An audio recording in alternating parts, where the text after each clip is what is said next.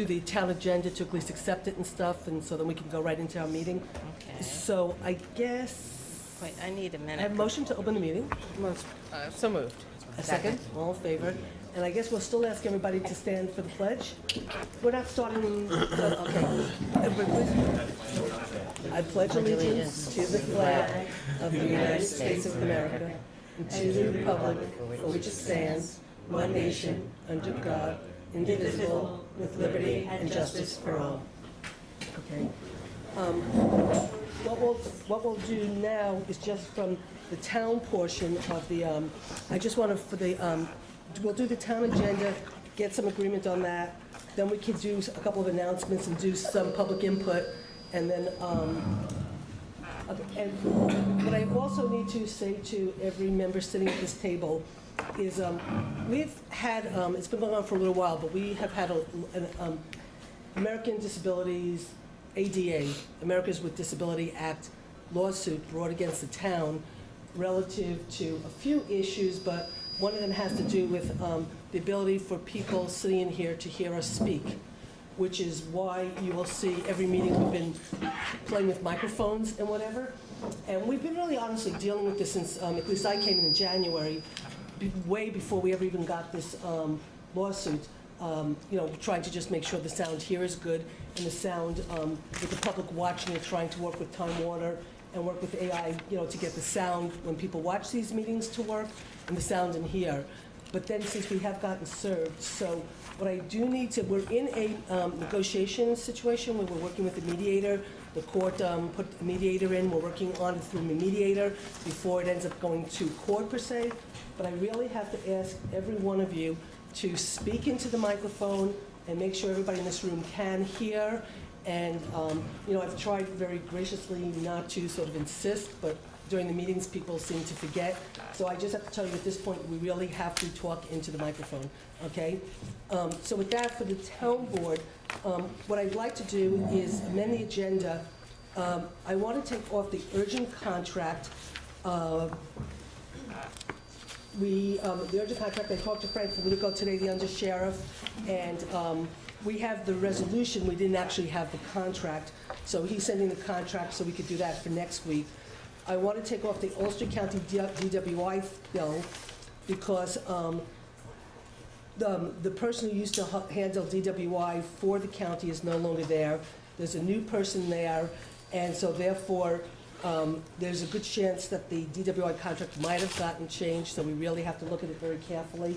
So we'll do that for next week.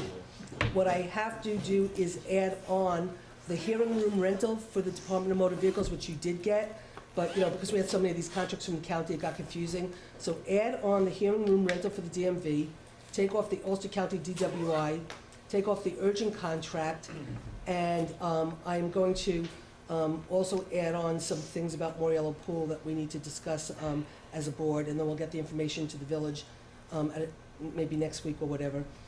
So with that, do I have a motion to amend the agenda? I would like to add prepays and the warrant. Oh, right. Okay.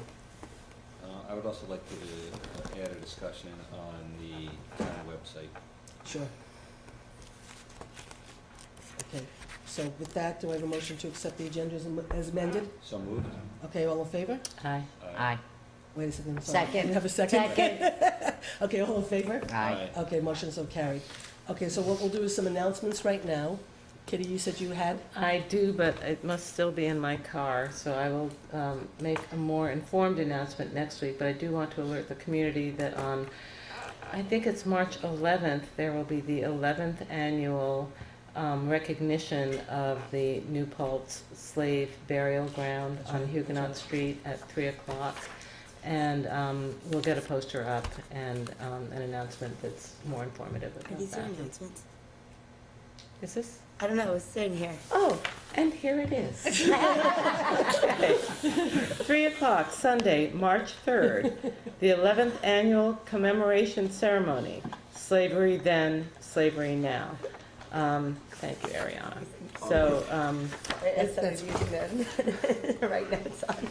you stole my announcement. It's Sunday, March. March is this 3rd. Right. 3 o'clock at the memorial marker of the New Paltz slave burial grounds. Do you have another one?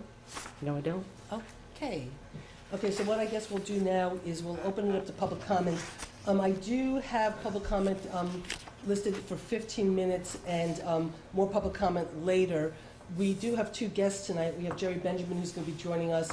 He is at a Paltz Club meeting with Stuart Glenn. They couldn't get here because they had brought a guest to the Paltz Club, and so they had to go do some things there, but they said they'd try to get here by 7:45. And we have Peter Fairweather, who has a presentation. So what we'll do is the public comment now, and it was scheduled to be for 15 minutes, so I don't know if there's anybody who'd like to speak. Okay, wait, I'm sorry. This is just for the town? No, Public comment? I mean, at this point, the public comment's for whatever you want it to be. But before you speak, KT, Brian, did you want to say something? Oh, I have like a public comment or something to address to the town board, so. As a member of the Interesting. public? I don't know if it's a member of the public, but I didn't have time to prepare something for you to put on the agenda. So, but it was for your town board meeting outside of the village. So I don't know if you, I don't know. Okay, so why don't we see if any in the public wants to speak? Okay. Then, before we open the joint town village meeting, we'll ask you to tell us what it is, and then we'll decide how we want to handle it. Is that okay? Fantastic. Okay, great. So, actually, since Jason is here and you now have a quorum, why don't we actually make a motion to open the village portion? Why don't we make a motion now? Now, Thank God. everybody's here. Here we go. Okay, so, no, everybody can hear what everybody has to say. Okay, so, can, we have a motion to, open the joint town village meeting? So moved. And a second? I'll second. Oh, wait a second, time out, I gotta stop for 1 second. We opened our town meeting. Do we have to do any, Well, no, we're no, still- we have to I have our think- town meeting, we haven't done our town work. So we're taking care of town business, so is I there a think mo- we should adjourn it and reopen it. Is that possible? we could, Or leave it open because we're gonna continue okay, it so when we're the gonna village leave it meeting is open. over. We're gonna leave our town board open, we just need the village to make a motion to open their meeting. Okay. Ariana, Well, go I I'd like to move retract that to open up the village town meeting. I'll Village second. meeting. Any discussion? All in favor? Aye. Aye. Motion so carried. Okay, so now, Jerry, find us- now that we do have our Jerry, guests, you wanna come I, sit here? no, I'm gonna invite the guests. I'm gonna invite Jerry, not just yet. Oh, I'm gonna invite Jerry, I'm gonna invite Jerry and Peter up. I'm gonna invite them up, but I don't want them to have to deal with the public comment, depending on what the public comment is. They shouldn't have to feel the wrath. So anyway, would anybody like from the public to speak for the 15 minutes of public comment that we set aside? Okay, but we need you to ask you to do is to go over to the microphone and use the microphone as the podium. Podium? Yep, Oh my god. Am I the first? yep. This is a big time.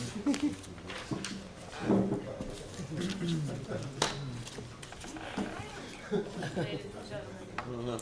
Make sure it's on. Does it seem like it's It looks like it's on, but why can't we hear you? Maybe get closer? Yeah, get really just for close. me? No, we can hear you now. I did have one question about the town agenda, since we have our sustainability plan on that. If we could do that earlier in the agenda, so Jerry and I could both be there during that time. Sure, and then we actually have very little on the town agenda, Okay. so it's not a problem. Some of you may have, KT Tobin, Village of New Paltz. You may have seen a letter I wrote with Mark Portier and Kathy Pressman about our system of taxation, and we're not really looking at enough when we're looking at the crises that we're facing, and that at the federal level, the so-called fiscal cliff, don't repeat that, I don't want that to gather steam. This is not working. We're having, Chris is trying to, A highway guy that has mics? Yeah. I dig it. Varied skill set. Consolidation. We're gonna get a grant to study it.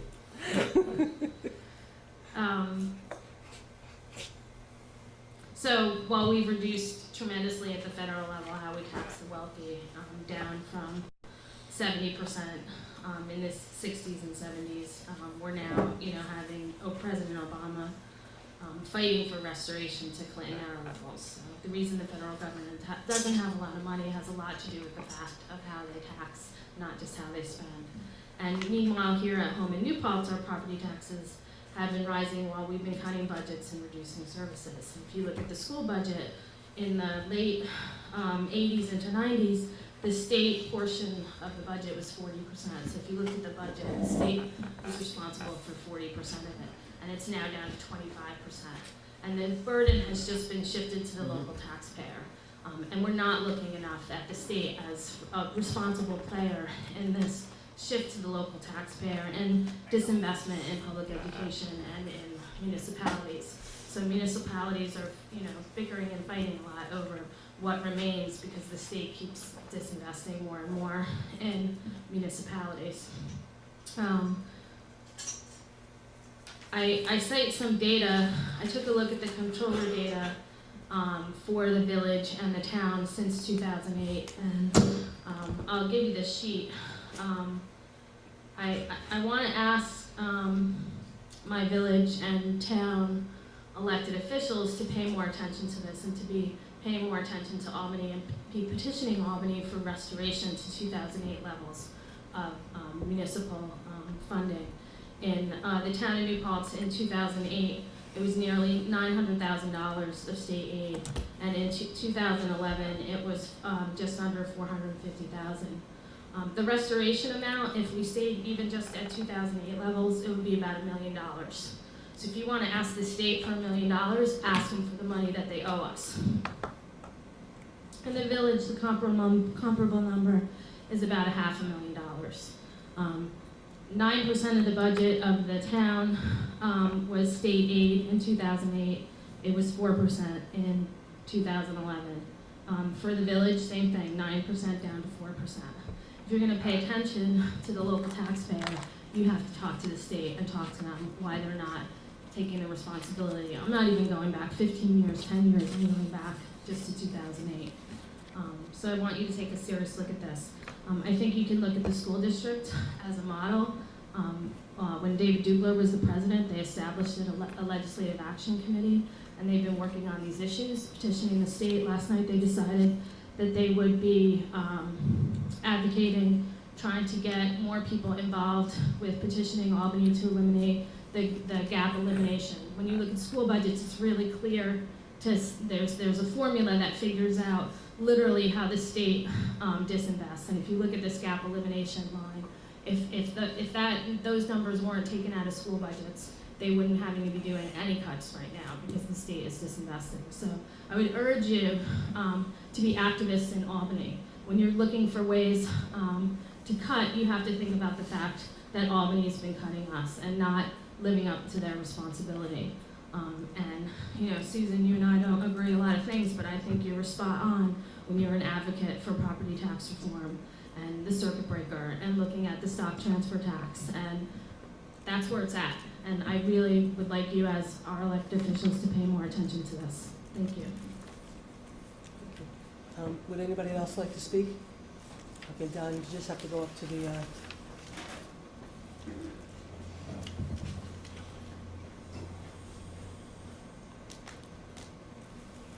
Donald Kerr, New Paltz.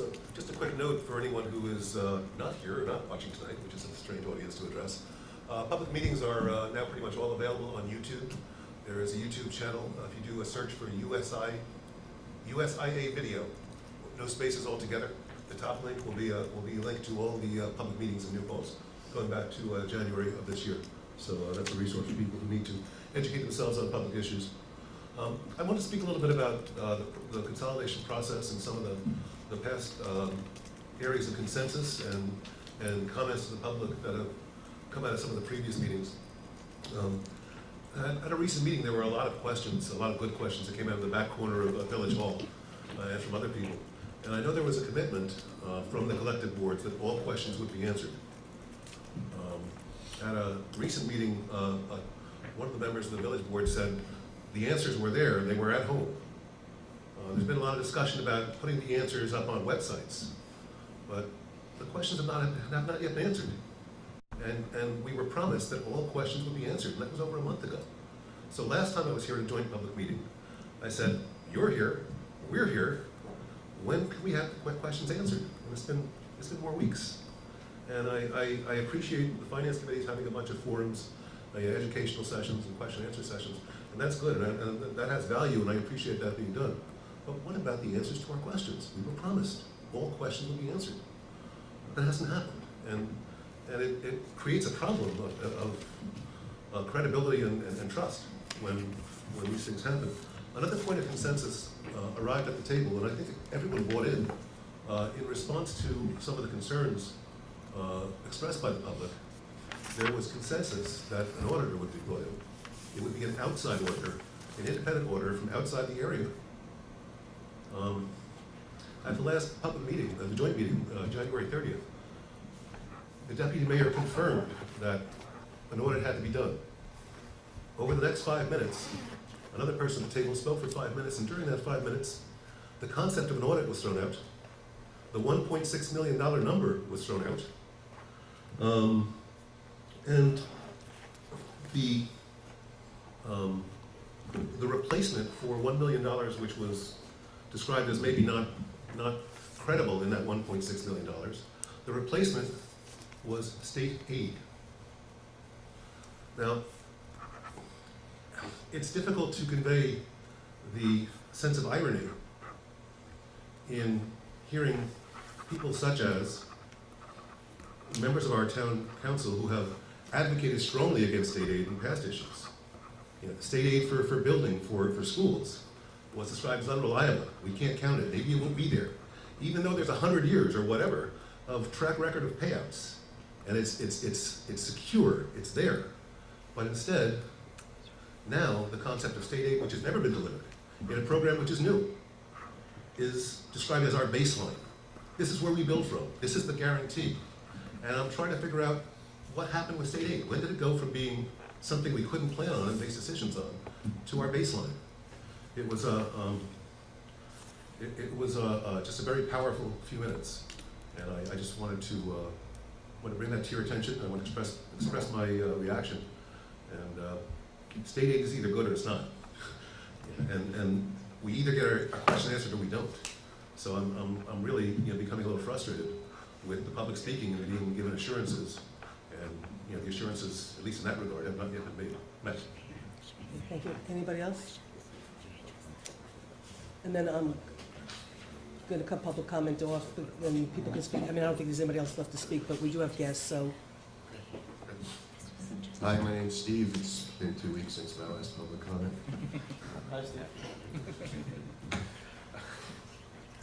Steve Greenfield, Town of New Paltz. A conversation took place on February 11th via public electronic media involving town board member Kitty Brown and two constituents, both of whom have held elected office and been involved in numerous campaigns for others, myself and KT Tobin. The conversation began when Kitty declared that holding nonpartisan elections in the new town-wide village would end partisan politics and that there would no longer be Democrats or Republicans or any way for candidates to identify themselves by party affiliation.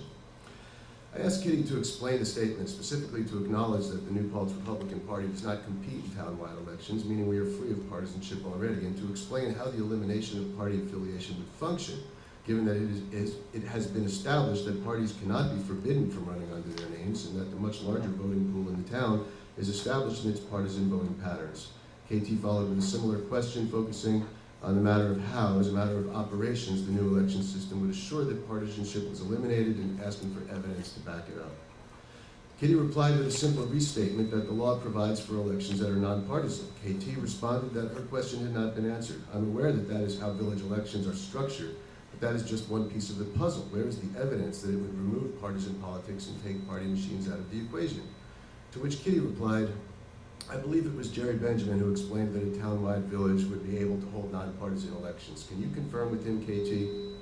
And of course, having not gotten an answer yet, again, KT replied, holding nonpartisan elections does not remove party politics and the influence of party machines. And I, also having not been answered, asked Kitty, you did not respond to any of my comments. We're not really discussing how the nonpartisan election would produce nonpartisan results if you just keep repeating that the village has the legal right to nonpartisan elections. I really can't stand it when someone gives specifics and the other person comes back with the same generalities that raise the specifics. Can we talk specifics? And then Kitty replied to both of us that she had already responded and cited the source of her information, which I could only take to be Jerry Benjamin. I've already lost count of how many times Dean Benjamin's name has been dropped by consolidation advocates on the town and village boards, but I do know that it's considerably more times than he's given his consent to be cited.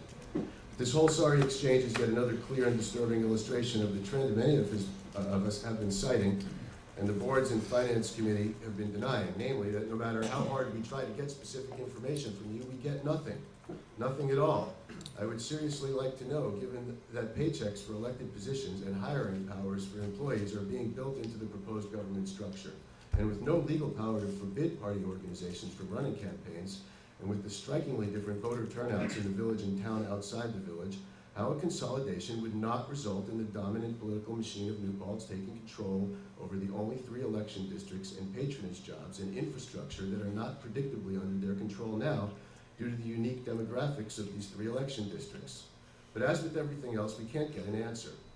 Only a restatement that it would be legal to technically hold nonpartisan elections, made worse by name-dropping someone who was not part of these discussions and did not authorize the use of his name in backing up any individual town or village board members' claims about this matter, but whose name is presumed quite justifiably to carry considerable authority with listeners. This is nonsense. We're paying you people. You are required to give us this information. You shouldn't play games with us or run us around in circles or tell us we don't know enough to balance a checkbook or that we have no right to demand these answers because we didn't volunteer to be part of the committee. Those are statements and actions that are disrespectful to us as people, dismissive of us as citizens and taxpayers, and hostile to democracy. We are being asked to consider historic changes to the way our community is governed. We're trying to figure out how to vote. We have been deluged with information that is completely irrelevant to the matter under consideration, and we have been stonewalled at every turn when we raise questions that are crucial to the decision, every single time. And then you have the nerve to scold when people express their frustration by way of satire, as if that is outside the bounds of human decency, whereas the refusal of these boards and committees to provide timely and factual responses to questions from constituents is honorable. This is unconscionable. If you don't want to do your jobs, stop taking our money. Go home so people who are willing to do it can sit in these seats. But if you want this to proceed, and if you want to get paid for doing it, then do it properly and legally. Answer the questions. Don't discuss matters via email and executive session that are required by law to be discussed in public. Don't call meetings with inadequate public notice. Follow the law, do your jobs, and provide the information being requested. Anytime you become interested in telling us what we need to know, we're interested in hearing it. We're optimistic it will start tonight. Thank you. Okay, with that, I'm going to close public comment, and there'll be time afterwards before we go into the town meeting for more public comment, and then there'll be more public comment when we go back to our town meeting. So if anybody wants to stay away around and talk 2 or 3 times, they can.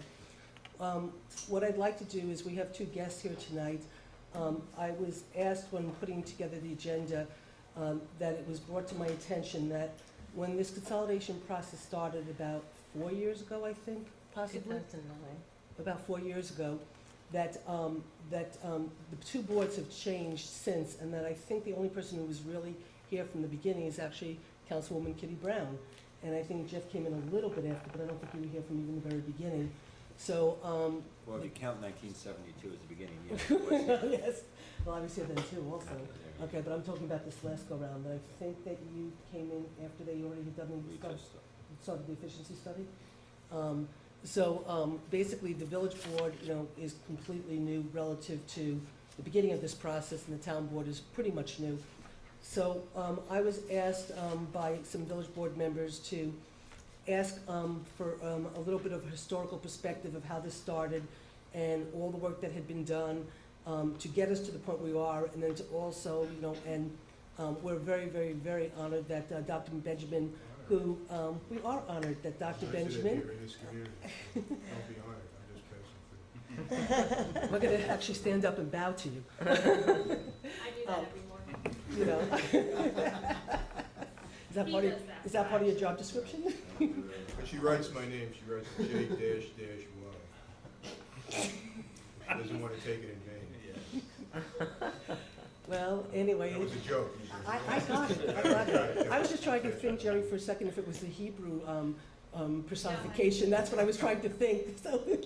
So that's what I was trying to figure out. But no, but seriously, no, it is an honor. We all know that Dr. Benjamin is an expert when it comes to consolidation matters and state issues and state matters. And he's been very, forceful in terms of his beliefs and has really worked very hard with the boards to get to us where we are.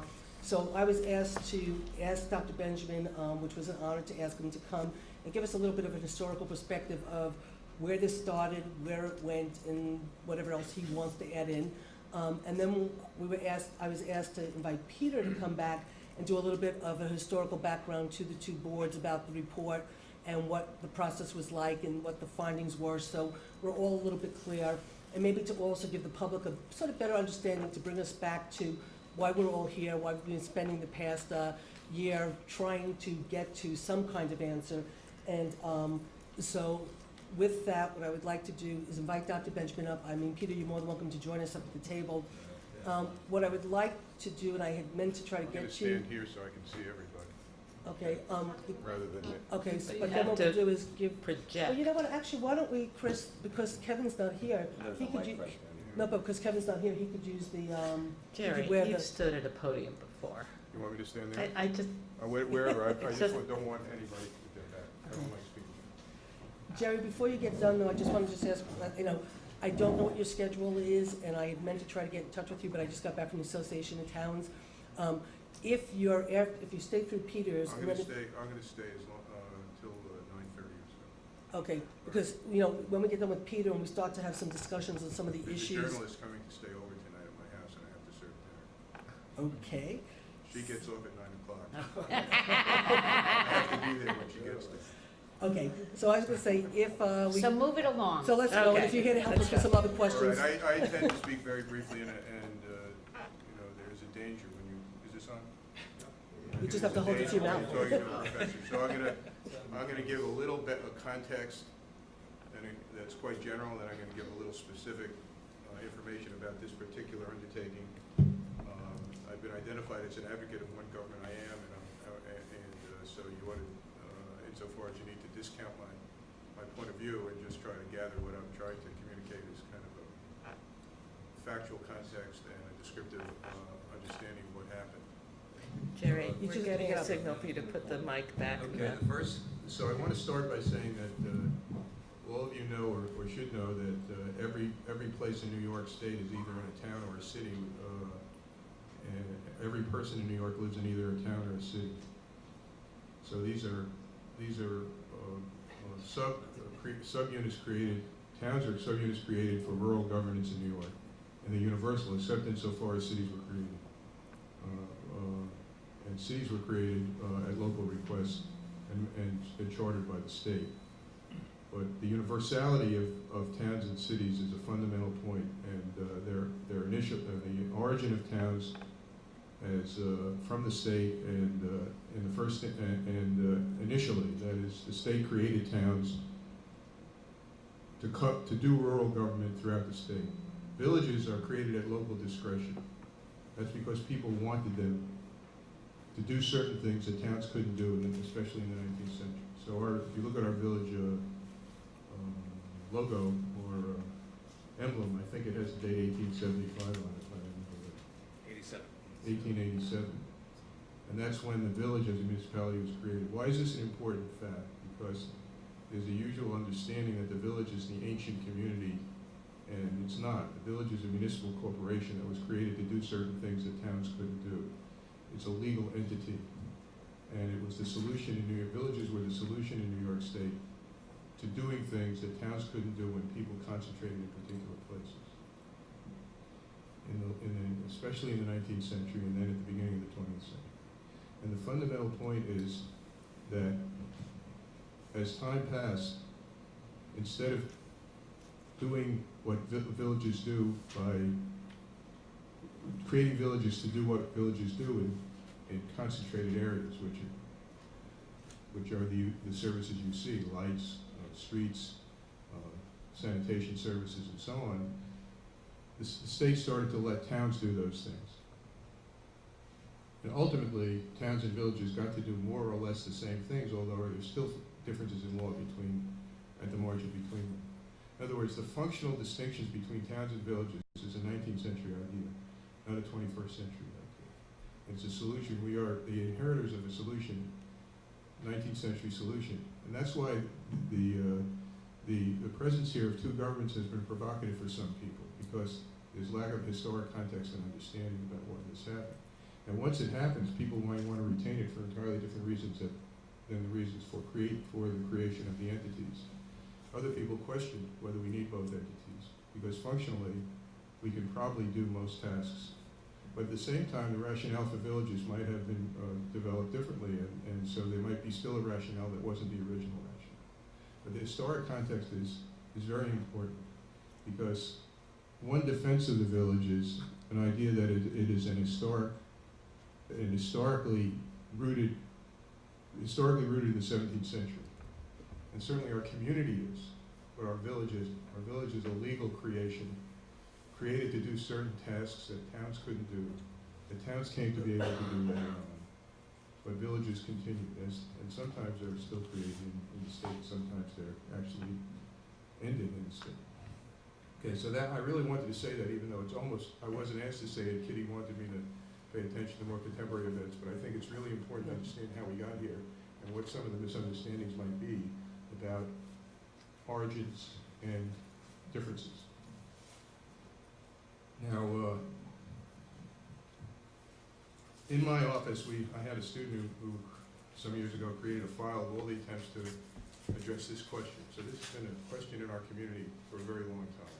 Sally Rose is not here tonight, was one of the head of the League of Women Voters when it was addressed early on. She probably has conveyed the legends of that. So there's been a concern in the community to take this matter up. And on one occasion that I recall, we actually elected a village board on the platform that they would abolish the village. And of course, we still have the village, so that didn't happen because there was significant opposition to it, and the people who wanted to abolish the village couldn't prevail. And we have that historic record. We have those documents. Most recently, we were, and with regard to this attempt, we were asked at the university after we created our research center by the town and the village to help apply for funds to reconsider this idea, because the state was, it came to pass that the governor is interested in this, and as Attorney General, and he advanced certain legislation that changed the legal context for the possibility of reducing the number of governments. Governor Spitzer was a big advocate of reducing the number of governments, which is not a good goal. The goal is to get governments that are responsive to the community and effective and cost-effective and so on. The number of governments itself is not an evil thing by itself. It's an indication of something that demands consideration, a circumstance that demands consideration.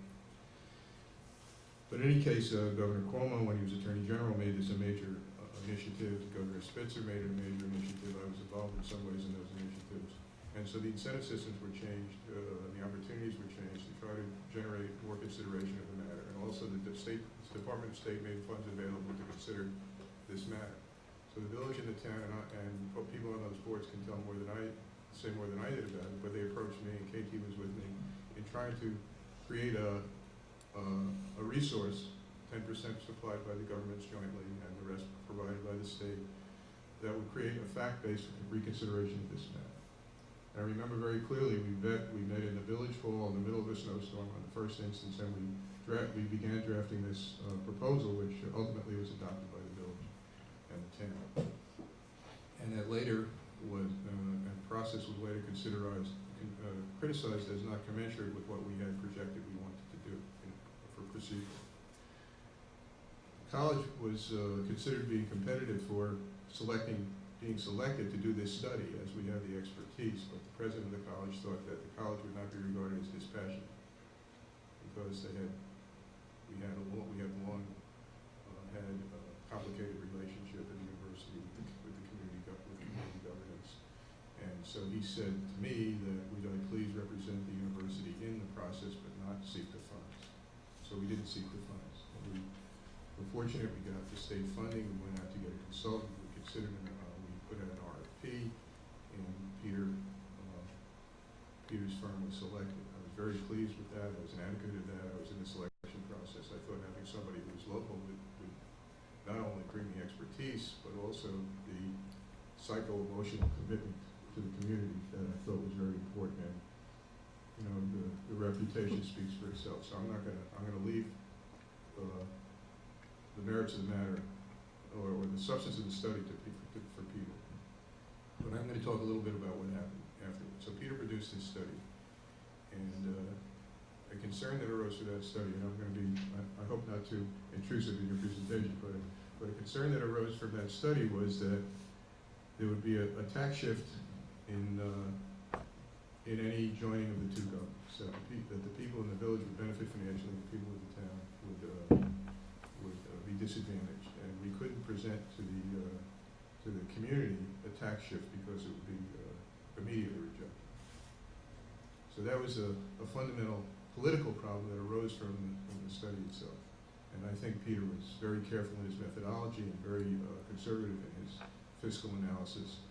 And I'm a great admirer of that study. I know there have been criticisms by the mayor and others in great detail, but so we differed on that particular, on the quality of the study and its utility. So we had this, and in the course of the consideration of the recommendations, we considered a range of options. We directed the consultant to look at the range of options available, and that included maintaining the status quo as one option, dissolving the village as another option, joining the village and the town in some way, and whatever we directed them to consider whatever alternatives they might imagine that weren't currently in law, but that might be created in law to allow a single government to emerge, or an optimal outcome if it wasn't a single government to emerge. So they were directed to consider a range of alternatives. I thought they satisfactory. My judgment is somebody who received the study was that they satisfactorily done that. The committee thought for a long time on the options and concluded that coterminality was a desired option. The reason I recall, and others were there and participated, but I recall 2 or 3 compelling points. One point was that the village would not have to be abolished, so psychologically we would not be eliminating anything, and people who had a connection with the village and could believe that that would be a good, and believed that retaining the village would be a good thing, would be more satisfied with such a thing. Second, the fire department is a unit of the village government that would have to be independently established if we operated as a town, and that was not an option. That was an option I strongly was against because it was a lesser consolidation, so to speak. One of the criticisms of so we thought about this coterminality idea. One of the criticisms of our process was that we did not engage the community sufficiently in the course of consideration of the study, or in the course of the conduct of the study. And I think there was a good faith effort to engage the community, but I also think the boards were dilatory in organizing engagement. And that was a disadvantage going forward. A perceived non-responsiveness to the expectation of the study and the expectation of the grant when it was written. Now I think there's been an awful lot of engagement since then, so maybe that's ameliorative, but in fact, the engagement process was criticized, and I think justly criticized, for its late starting in our undertaking. There were arguments made, there are being arguments made that have to be considered on the merits, but the fundamental point that I worried about was that we had an option that would not get out of the starting gate. There are 2 reasons. One, the tax shift. The other, that the subsidy that the state was prepared to pay for the reduction in the number of governments could not be paid for a coterminous option because It was not anticipated in the law, it was not discussed at the law. So, with the agreement of the boards, I approached the governor's office and I asked the governor's office to consider legislation that would bring this option into the framework of the state legislation. And they agreed to do that, and there was some advocacy that followed by me and others in the room. And we achieved the passage of this statute, which still needs to be revised, I'm told. And the statute suggested that we could get a subsidy of $1 million based on the formula of the statute if we joined the governments. Simultaneously, as I understand it, other people believe that we should just show financial justification for the joining of the governments, notwithstanding that potential subsidy, which is the point that that was earlier raised.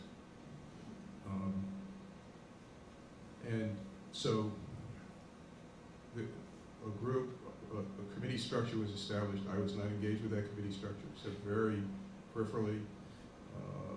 A finance committee was formed and produced this report. I have not independently analyzed the finance committee's report.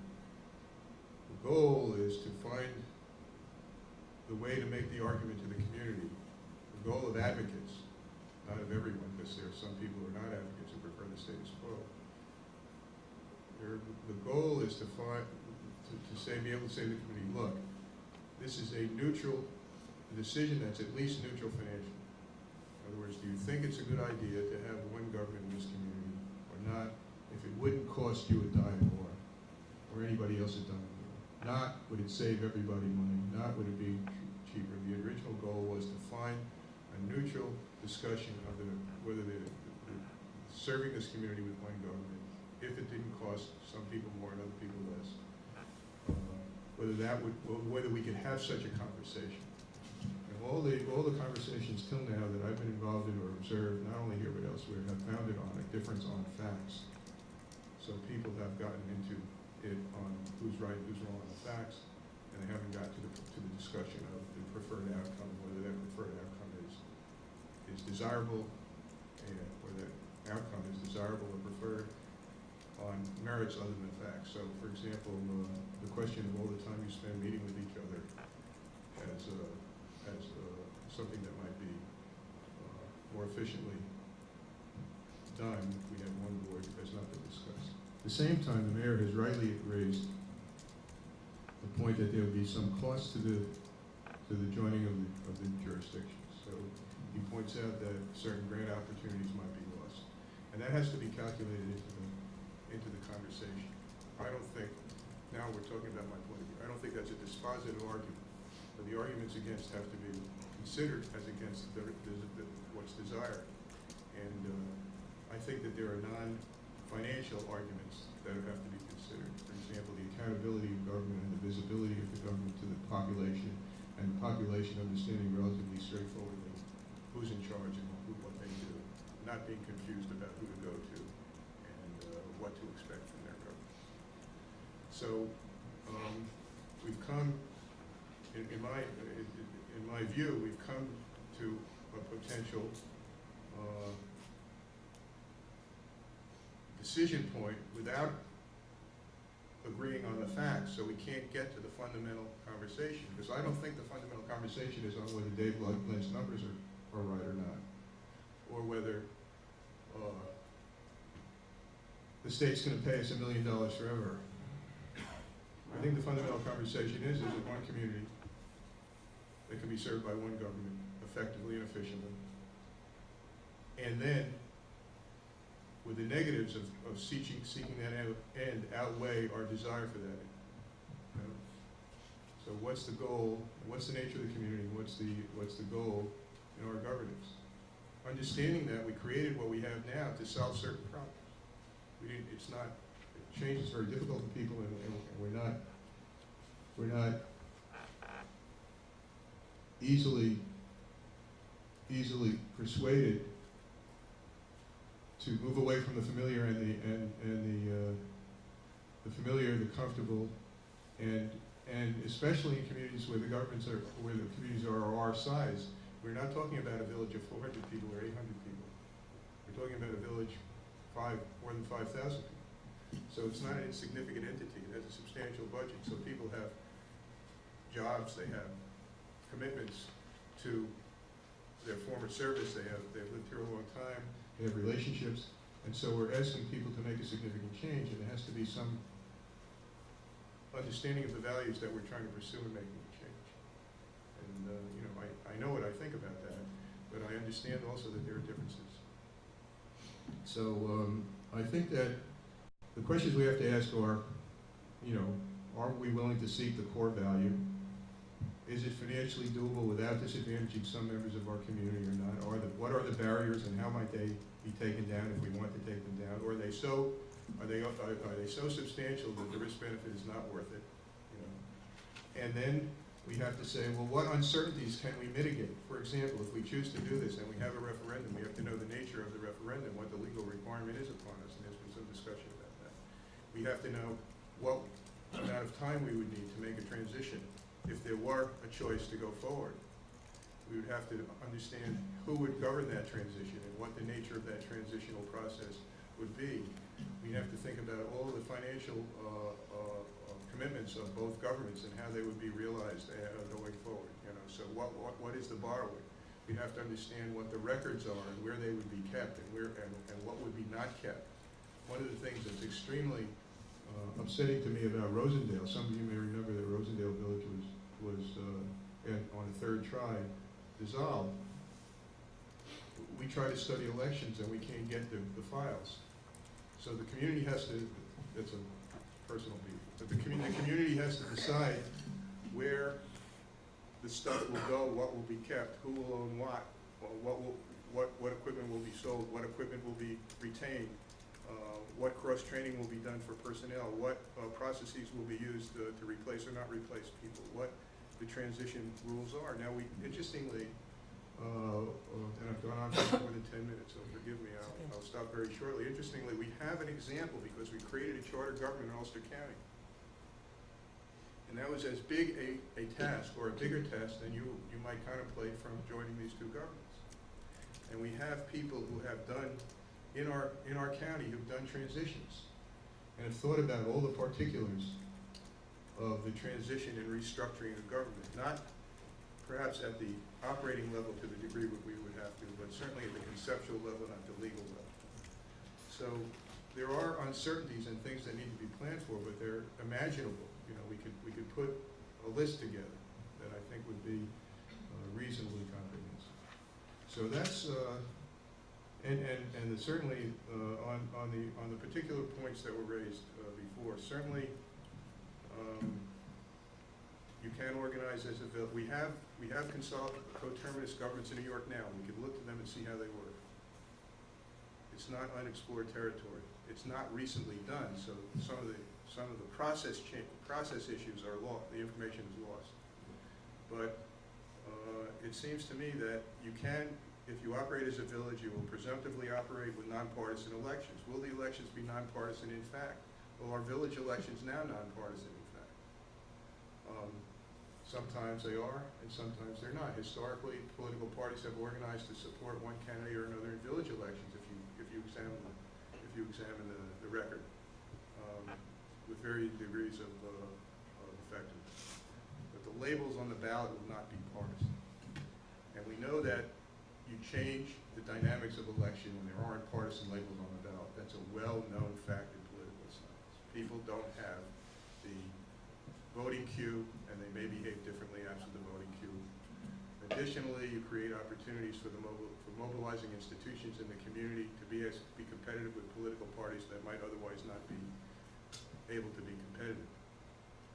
We know that mobilizing elements in the community are active in nonpartisan elections. We know that advocates of competitive athletics have been effective in school district elections here, for example. We know that anti-tax elements defeated a school bond that I supported. So I know that they were mobilizing elements in the community that weren't partisan, that competed in a nonpartisan environment. So you would have the possibility of the Democratic Party mobilizing, but without the labels on the ballot, and with other mobilizing groups possible to compete in an election. Different than partisan competition, but not nonpartisan. Nonpartisan, informed, and different than partisan competition. And if you want to, you can have a village election that's partisan. There are villages in New York State that do that. You can also have districting or non-districting. One of the interesting points that I observed about the village and the town when we had our transportation study was that there were different interests in the village and the town with regard to routing traffic through the village. Understandably, some people in the village didn't want their roads to become main highway bypasses, and there was some controversy. So the village advocated for those individuals, and the town had a different point of view. But that kind of difference can be accommodated in one government, and often is, by districting the government. So there are some districts in the community represented by particular individuals that would take one point of view, and other districts that would take another. The point is that the structural design of governments is very well studied, and the alternatives are well known. And in designing, that would be a task for the transition, seems to me. Now, you might want to make commitments in advance to vote on that, and that would be fine, but not, in my judgment, absolutely necessary. Okay, so there's a lot, so I think Kitty was exactly right in what she reported. I said, I sent her an email, so we can check what I said. But she didn't ask me the other questions, so I didn't answer them. So she couldn't go beyond what she knew from me, or if I was the source. With regard to people invoking my name without my approval, you don't enter the political arena and expect to be on your light under the bushel. So, but if it's not me that's saying it, then check with me. Okay, thank you for your attention. I hope it's helpful. Jerry, before you leave, let me just ask the board how they would like to, we have Peter to do a presentation. Do people feel that they'd like to, and I don't know if it's okay with Jerry, so if people would like to ask questions of Jerry and then go to Peter, would that be okay? Or let Peter do it and then maybe have time to ask both of you questions? I'm at your disposal, but I don't want to impose on you. Peter might have to. So how does everybody feel? Peter, how long do you think your presentation's gonna be? It'll be 15 minutes. Okay, so Let's Jerry, let we have to do Peter- till let's- 9:30, yeah. right? Let's So- let Peter go. So if Peter could do it, because then I think there's a lot of Well, questions. can I that- ask, I mean, Jerry's gotta be out of here. By 9:30. 9:30? Yeah, so we have an hour. So if he does a 15-minute presentation, I think we can Yeah. invite Jerry and Peter both up. I'm just, and then maybe okay, I start just to- have to go home and, Yeah. I'll So get to he- be home by 10 o'clock. He said we have this for a little while, so I think if, since Peter said 15 minutes, if Peter could do it, Yeah. then I think what might be really good is, because I know when Jerry was talking, I certainly had questions, and I suspect other people might have questions. And so what we could do is invite Peter and Jerry to come up and then engage in a conversation that I think might be really, really helpful to all of us as we try to move forward and get through this. So, would you like us to turn lights off, or No, you can probably see that, right? did everybody see, or do you need me to turn the lights off? It's a little crooked because of the way things are lined. But anyway, what I'm gonna do is just provide an overview of the report that was generated by the New Paltz Government Efficiency and Effectiveness Project. I have brought 50 copies of a 14-page summary of the report that's at the corner of the table there. People are welcome to take it. You'll also see on the presentation, it says you can download the full report, and it gives a Google link. That's the full report that talks about consolidated services and so on. And, that's available at the Fairweather Consulting website, so you'll be able to download it. All right, so what we're going to do in this presentation, we'll talk a little bit about the context of the study process, and the study results, focusing on full consolidation, because remembering that there were two aspects of this, looking at shared services as well as full consolidation, but the questions are about full consolidation. First of all, in terms of the project steering committee, here are the members of the steering committee, including the members at the time the project was finished, some of the other original members that weren't able to continue, and also the community advisory committee co-chairs.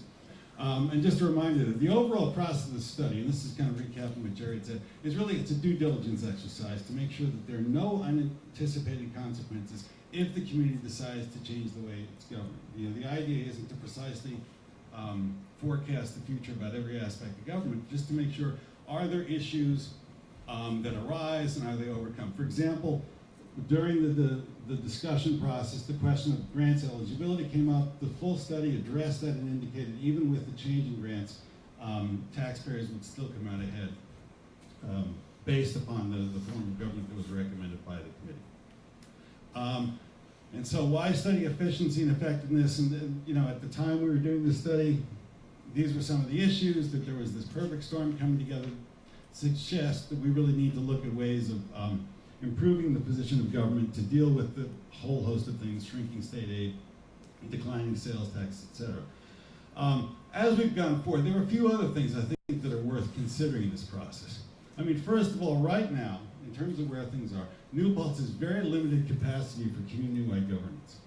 You know, that virtually all the intermunicipal agreements are expired, and that's a stack of them right there. That's the fire contract. Yeah, that's it right there.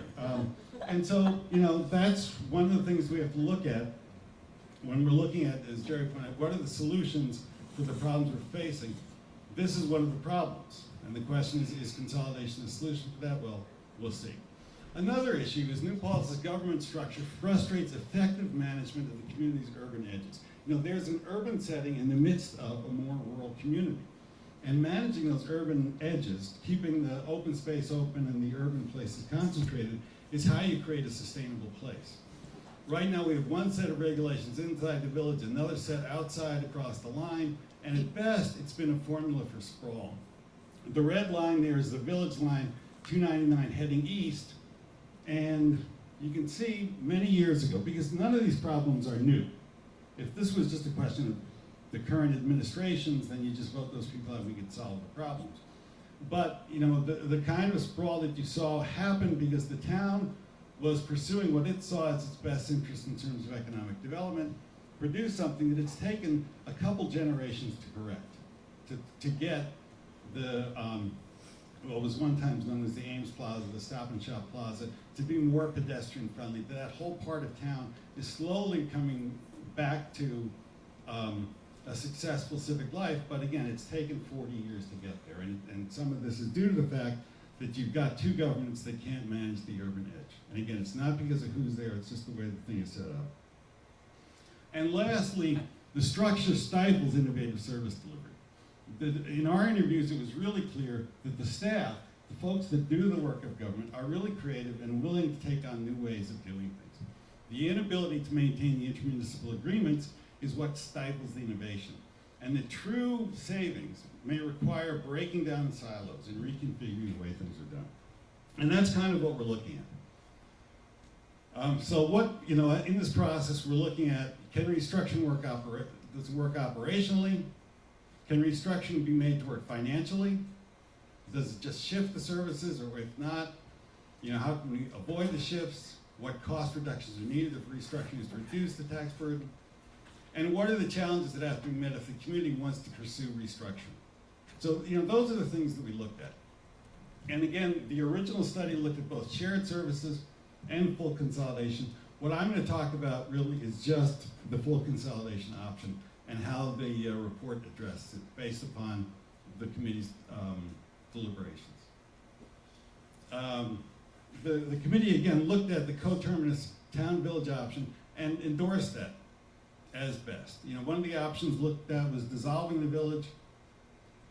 It's a process that makes it difficult for the town and village to cooperate because it's unilateral.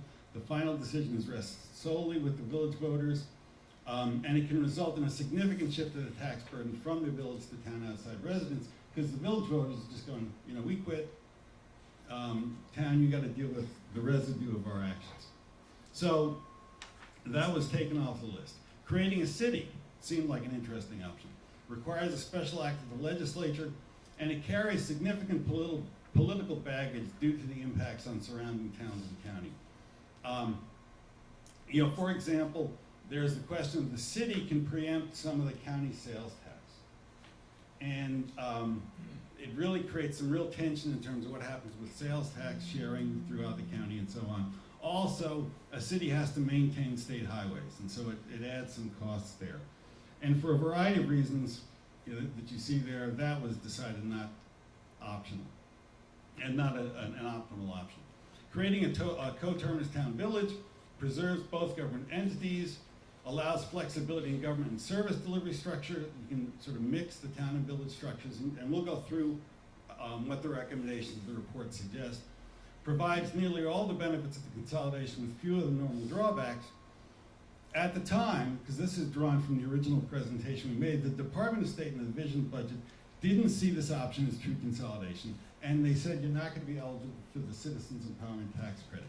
That's, as Jerry pointed out, thanks to his lobbying and work, that has changed. The coterminous option now is available. So that was the option that was recommended in the report and endorsed by the committee. So what is a coterminous town village? In New York State, villages are separate entities that overlap with one or more towns. You know, Jerry gave, I think, a good description of the town and village. New York State recognized the third type of municipality called a coterminous town village, which is a hybrid of those two. It operates primarily as either a town or a village, but retains the powers and authorities of both. For example, operating a fire department. A village can do that, a town can't. If you've got a coterminous, you can have a government that can still operate a fire department. As the name implies, a coterminous town village requires the town and the village to have precisely the same geographic boundaries. So what we'd end up with is a town village with the same boundaries as the current town. The combined municipality operates under a single governing board, creating opportunities for functional consolidation. And what I'm going to walk through now is what the current situation is and what the committee's recommendations were, starting with the changes in elected officers. Governing boards, right now there's two boards, one for the village, one for the town. Recommendation, a single governing board, coterminous town village, operating principally as a village. What's the structure of the governing board? Right now there's two separate 5-member boards for the town and village, the town with the supervisor, the village with the mayor. The recommendation, one village board with 7 members, 5 at large, one from the ward based on the village area, one from the ward based on the town outside the village, and one of the at-large members is the mayor. What happens to the position of the elected highway superintendent? Right now, there is one superintendent elected. I might go look at this. The position changes to an appointed position. Okay? So that's what happens with the elected officers. Key positions. What happens to the positions of clerks, village and town? Right now, 2 clerks, village appointed, town elected. We had the recommendations for 1 clerk for the coterminous town village that's appointed, not elected. What happens to the position of the Department of Public Works superintendent? Right now, there's an appointed DPW superintendent at the village level. That position would be eliminated. The department combined with highway buildings and grounds and sewer water under the appointed highway superintendent. Who's responsible for fiscal management? Right now, there are 2 financial officers. The village is appointed. The town supervisor is the chief financial officer for the town. The recommendation, there be 1 financial officer separate from the executive officer, an appointed treasurer. Changes in key functions. Who runs elections? Towns are run by the county, village by the village now. The recommendation, a coterminous town village elections run by the county, and again, the idea floated about making it a nonpartisan election. Who provides fire protection? Village areas now are covered by the village fire department. The town outside is covered by a village fire department through contract. Under the committee's recommendation, all areas of the town village are covered by the village fire department because all areas of the community are now within the village boundaries. Water and sewer provisions, separate districts in the town under the town board, consolidated districts in the village under the village board, different rates for inside and outside users. Separate districts remain with additional districts for the former village area, all governed by the village board. The rate differential would continue. How are other urban amenities such as sidewalks and streetlights provided? Separate districts in the town, general budget in the village. Right now, under the recommendations from the committee, the separate districts would remain with additional districts created for former village area with costs covered by the benefited properties. I understand the finance committee is discussing a little something different from that, but this is what was recommended in the original report. What does it all mean? Impacts on services, employees, contracts, and laws and debts. The coterminous town village avoids many of the negative impacts from the transition since the 2 entities continue to exist. Village contracts can continue, towns contracts can continue, so you'd have time to make a transition in terms of sorting out how to deal with those contracts. Over time, the consolidated government may drive reduction in workforce, but the study recommends eliminating only a couple of positions in the short term, the ones that you saw. you know, the highway DPW person, one of the clerks, and maybe there was one other. Other staffing levels in this report would stay the same as they are now. There's no change in the way services are delivered. And I think that's an important point. Impacts and budgets and taxpayers.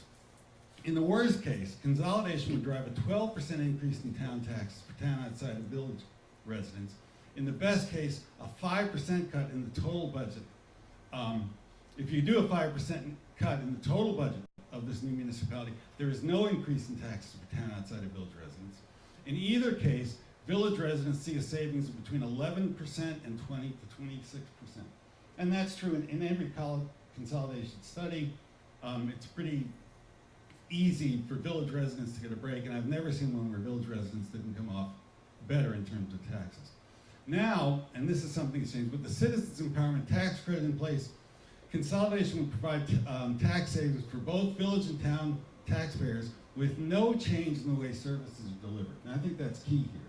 Under the report's recommendations, the structure of the service delivery doesn't change at all. And with the Citizens Empowerment Tax Credit in place, both tax payers, the village and town outside of village, don't see an increase from consolidation. And again, this shows, this chart, and again, this is in the full report, which you can download at the website. I think it's in the summary also.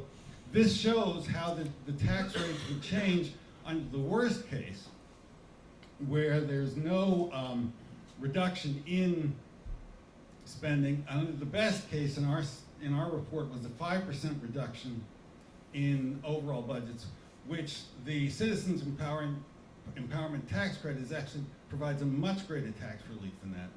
So that the best case with the Citizens Empowerment Tax Credit is even better. And again, you're seeing a situation with what was recommended in the original report, because we were very conservative in terms of the way we looked at the budget, is the service delivery mechanisms all stay in place, accounting for changes in grants eligibility and so on. It still shows the possibility for tax savings for both town and village residents, taxpayers. So the potential benefits, consolidation can reduce the long-term costs of governments, because what we're doing with this consolidation, as it's recommended here, is creating a platform to really think about a community-wide discussion about what government should look like. You can't have that discussion right now because you have two governments that can't put together any municipal agreements. You don't end up with a productive result.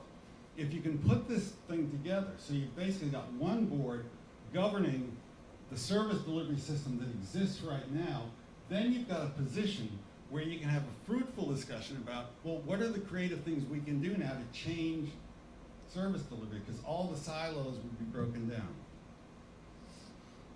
Consolidation improves government responsiveness, one place to go to. Things don't fall through the cracks, there's no need for intermunicipal agreements to get things done. It also protects community character. Again, it avoids sprawl. There's the question of the Park Point, is that what it's called? You know, right now, it's adjacent to the village. The village can't participate in that discussion. If you had a consolidated government, that probably wouldn't occur. That urban edge issue, managing where the high density areas should be, where the low density areas, you can do that comprehensively and holistically in a way you can't now.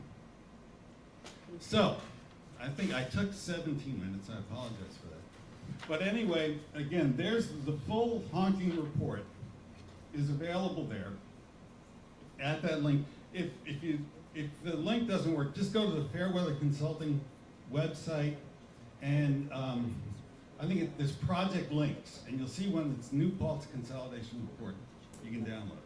So, again, the point here was just to show you what was the original report, what were its recommendations and its implications, and there you have it. Thank you. Yep.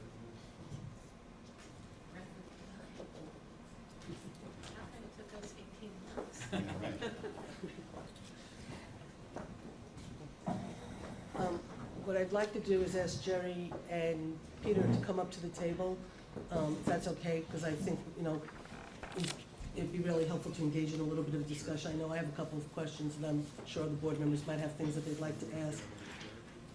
But I would like to really thank both of you, first of all, for taking your time and coming. And I know for myself, there's certain things that I learned that I didn't even realize in regards to the history. And here's extra copies if anybody. Kitty's gonna stay up at the microphone? Let Kitty come up here, you can listen. Let Kitty, that's come over here, you're part of the board. No, I'm not gonna go till you come up here.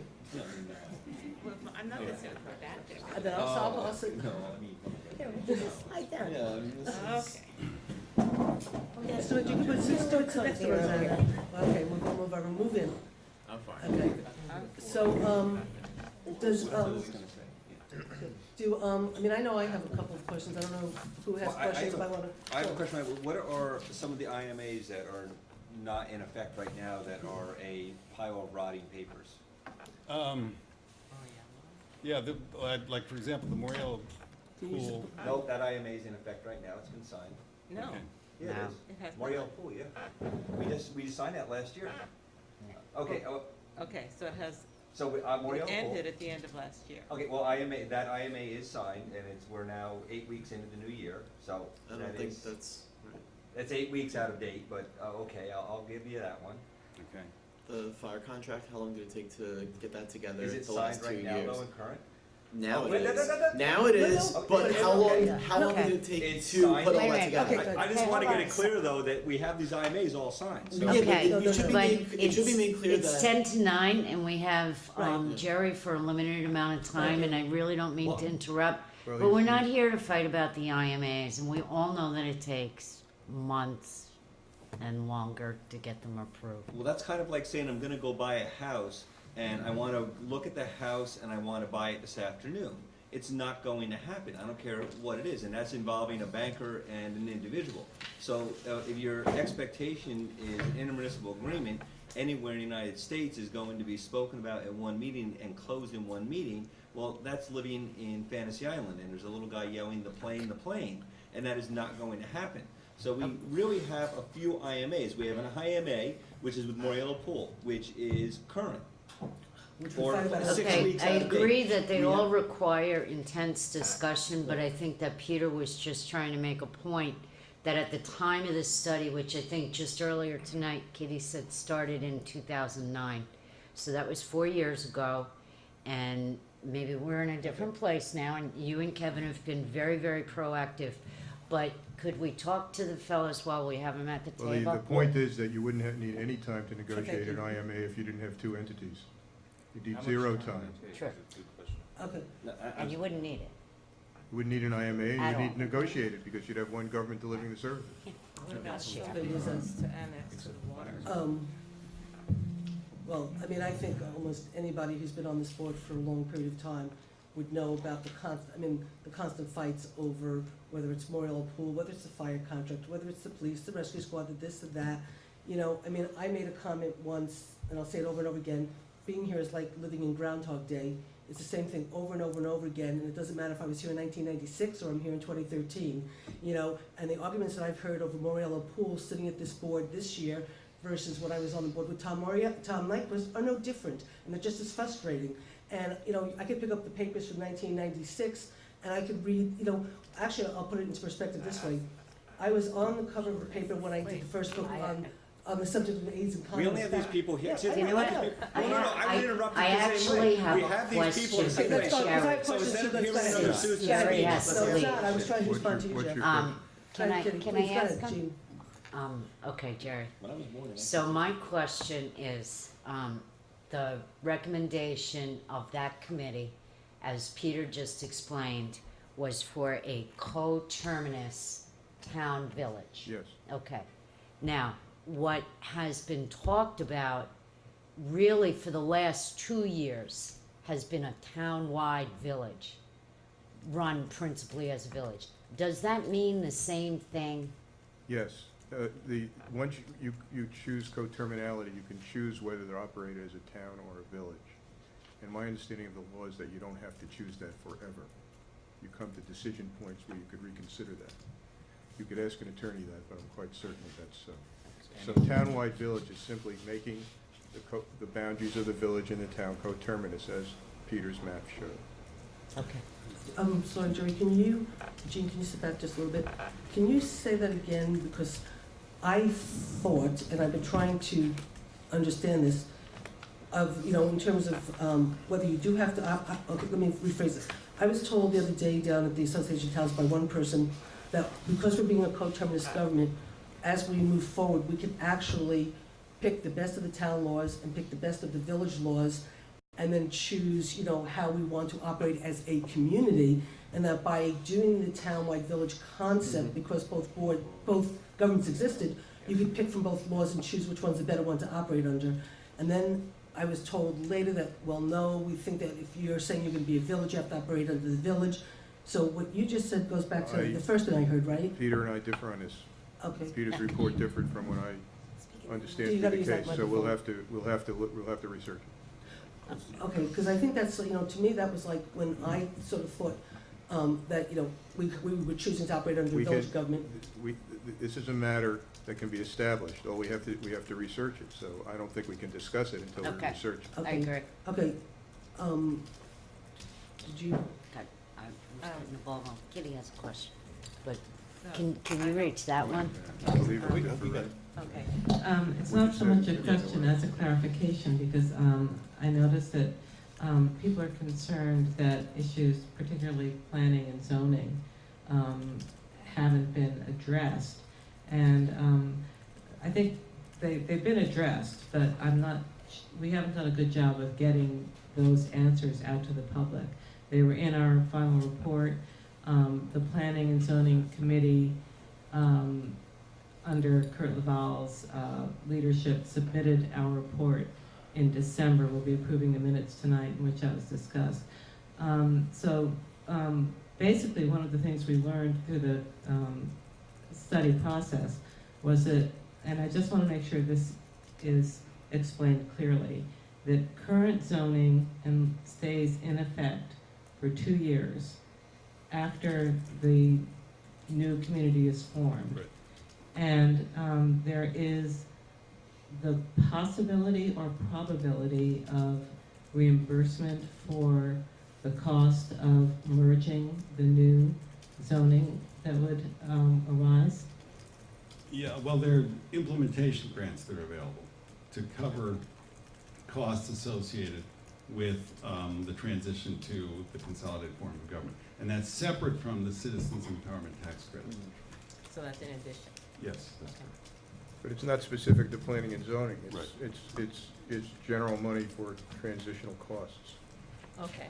but the transitional costs are relative to, if we should, as I've learned from the Department of State, spending the last 3 days with them, that if we should choose to move forward and the community votes to move forward, that all those quote transactional costs we talk about, merging planning and zoning and all the other issues to create this new government, that the state has a lot of money available to help, sort of, The state has a formula that if there's a qualified action taken in the community, there's a formula that indicates that they will make the funds available, on a continuing basis, and the amount of the money that I calculated when I looked at it was $1 million for this community based on the size of the community. The state has additional grant programs for transition that are specific and one-time money. The criticism of relying on state funds is the point that K.T. Tobin raised earlier, that the state has been unreliable about persisting in the amount of money it gives to local governments over time. But you have to act on the law as you understand it and as you expect it to unfold. You can't say that the state lies and therefore we can't proceed, or has lied in the past and we can't proceed, or at least I think you can't say that. Is there a dedicated fund? Is there a dedicated fund for the citizen empowerment credit? Yes. Where is that money? It is an appropriation. Okay. There's an appropriation, and the claim on that money has been de minimis. There hasn't been a lot of claims on that money. There haven't been a lot of dissolutions of villages that have been approved in the state, for example. That's been the primary action considered since then Attorney General Cuomo successfully advanced a change in the law to encourage further reductions in the number of governments. When he became governor, he established this fund, but there haven't been very many qualifying jurisdictions to claim money from the fund. Well, actually, I mean, you're right, but since, there have been 5 villages that have dissolved since that money's been made Right. available. 3 of the villages, at least 2 of the villages have already collected $1 million. I think a third has collected $1 million, and the other 2 are waiting. So there's been 5 villages that have collected, and, but there's still a lot of money sitting around for communities to collect. Well, and also at that same meeting, because I was at it down in New York, I listened to Mr. DiNapoli speak, and the upside is New York is looking better as far as job growth. And he also made a guarantee to everyone in attendance there, do not expect more money from the state. Made it very clear. State funds, this is not 2001 or 2. We are in a recession, so to speak. Jobs are growing in certain parts of the state. They are barely growing in other parts of the state, and do not count on state funding as part of your budgets. In fact, I was in another presentation where it said that when you go to apply for grants or when you're doing contract negotiations, part of the issue is that you're able to put yourself as an impoverished community, that you may want to take out any state funding to assist you in taking out guaranteed state funds, because they are not guaranteed. So there are no programs where state funds are guaranteed, including the Citizens Empowerment Grant. Now, the money is not just sitting there, it's based on that there will be savings out of it. So we will see, out of the last 11 votes that were put up for dissolving of villages, 8 of them have failed. We had one that just failed 2 days ago. We had one that failed 2 weeks prior to that. Most village dissolutions have failed. The funds are appropriated, and reliance on state funds that's kind of a tricky question. If money's appropriated, the state will spend it, but it won't spend more than it's spending now in already allocated funds. So here we have an incentive system that the state set up. The funds are going to flow from the state for essentially for tax relief. They're going to flow as long as the community shows that it's not raising taxes on its residents. That's a condition of the funds flowing. That's why, and that's a partial response to the concern about the property tax. It's an intergovernmental transfer in specific circumstances from appropriated funds for controlling property tax claims in those communities on their citizens, if you read the legislation.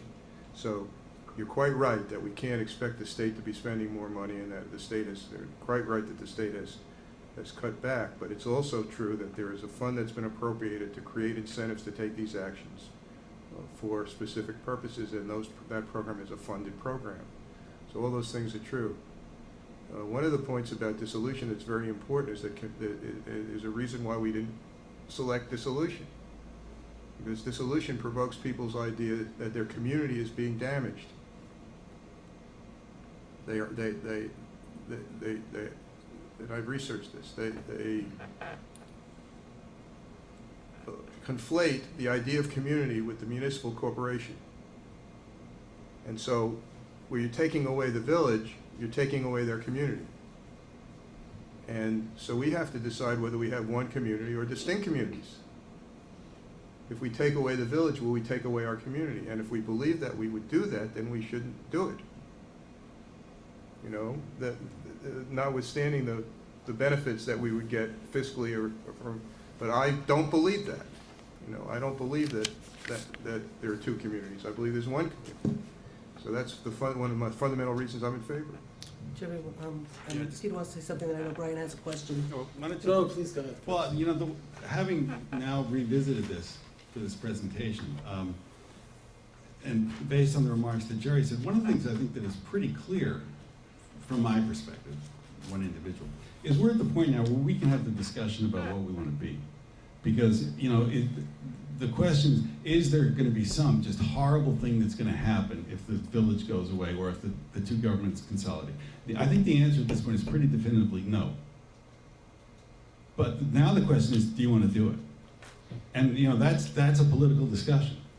But, you know, the process of sort of walking around kicking the tires and going, all right, are we going to find ourselves in some place with some kind of horrible, unanticipated problem? You know, a meteor could hit, you know, that's possible. But in terms of what this process is going to involve, I think all of the concerns are known and are pretty easily addressed. And the question now is, do you want to do it or not? And I think that's where we are, and I think that's a good place to be. You know, now we can have the discussion about whether it's two communities, whether it's two governments, what do we want to be? Brian, First I want to say thank you for both coming out and speaking. You addressed many of the points that I would have liked to have, but I can't do it in such an eloquent way, and I found it very helpful.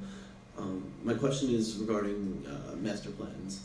I know there's, in my opinion, a big benefit to joint municipal planning in the long term and gauging a community's desires and then having the government represent those things. Is there anything that either of you could contribute and maybe talk about the value of what that would be if we had one master plan versus two separate ones? Sure.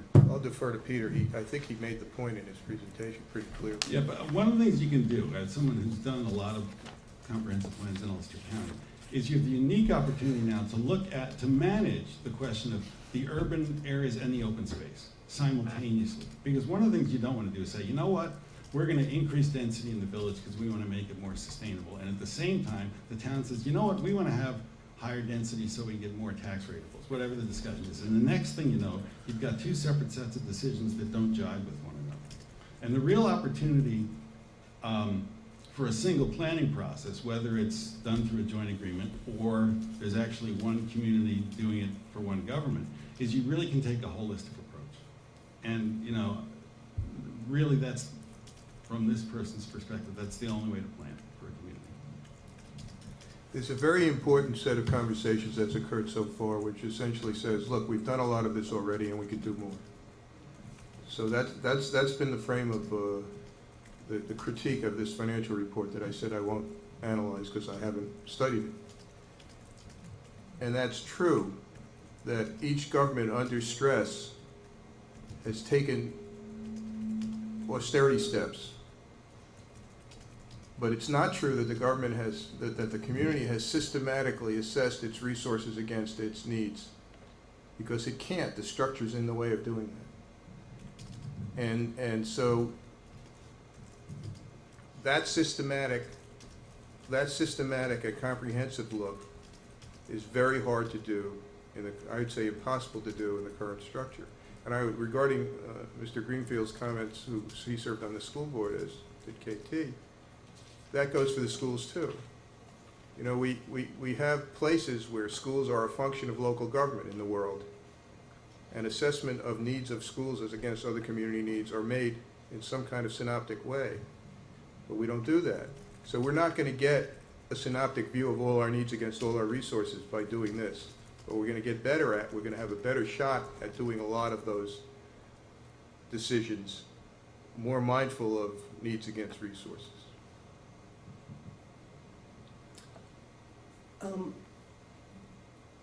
In some ways, I'm not sure if you can, there's some things you said tonight that made some of my questions more clear and less clear, and some of the things you just said about operating, you know, the best of town and best of village, because when this sort of all started, and I have to say, you know, I might not have, through the whole study, have come up with the coterminous government. I might have chosen something else, but that's irrelevant. You know, this is where we're at, and this is, you know, what we're working with.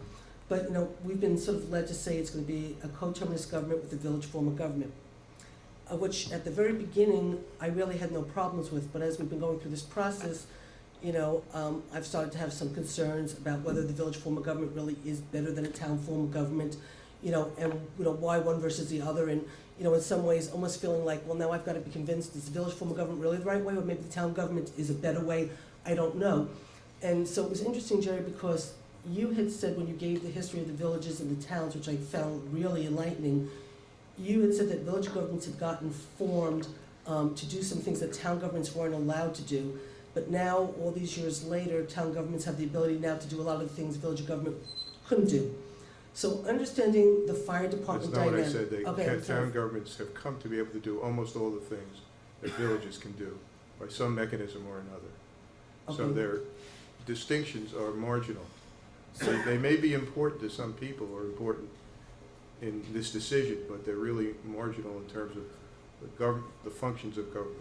Well, I guess that was the question I was trying to somewhat get at, is taking away just the fire department dynamic in itself, because I know that was one of the key drivers, but if you take the fire department dynamic away for a second, is there a way you can help some of us understand why a village form of government might be a better way to go, or a town form of government's not the best, or a town form? I mean, I guess in some ways, I'm at this point now that as we talk about this coterminous government, with one government sort of being sort of the driver, why is one government better than the other?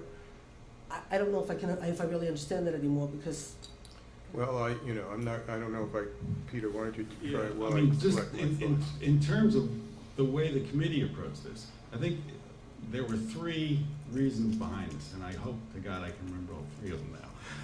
One of them was the fire department, that if you've got a village government, the fire department is part of village government. Second was the idea of having the chief fiscal officer separate from the chief elected officer, and that's inherent in village government. And the third was the opportunity for nonpartisan elections. By gosh, I remember all And 3. there was a fourth, which were. And remember that town elections have to occur on election day and have to be partisan elections. Village elections can occur at different, as we know, the dates have been moved. Any day but any day but St. Patrick's Day. State law. That's because we want the voters to be sober. Christmas morning is fine, St. Patrick's Day's off. But it probably At least- doesn't matter. Well, if they vote in the morning, what difference does it make? That's right. Well, it's frightening, but it might make a difference.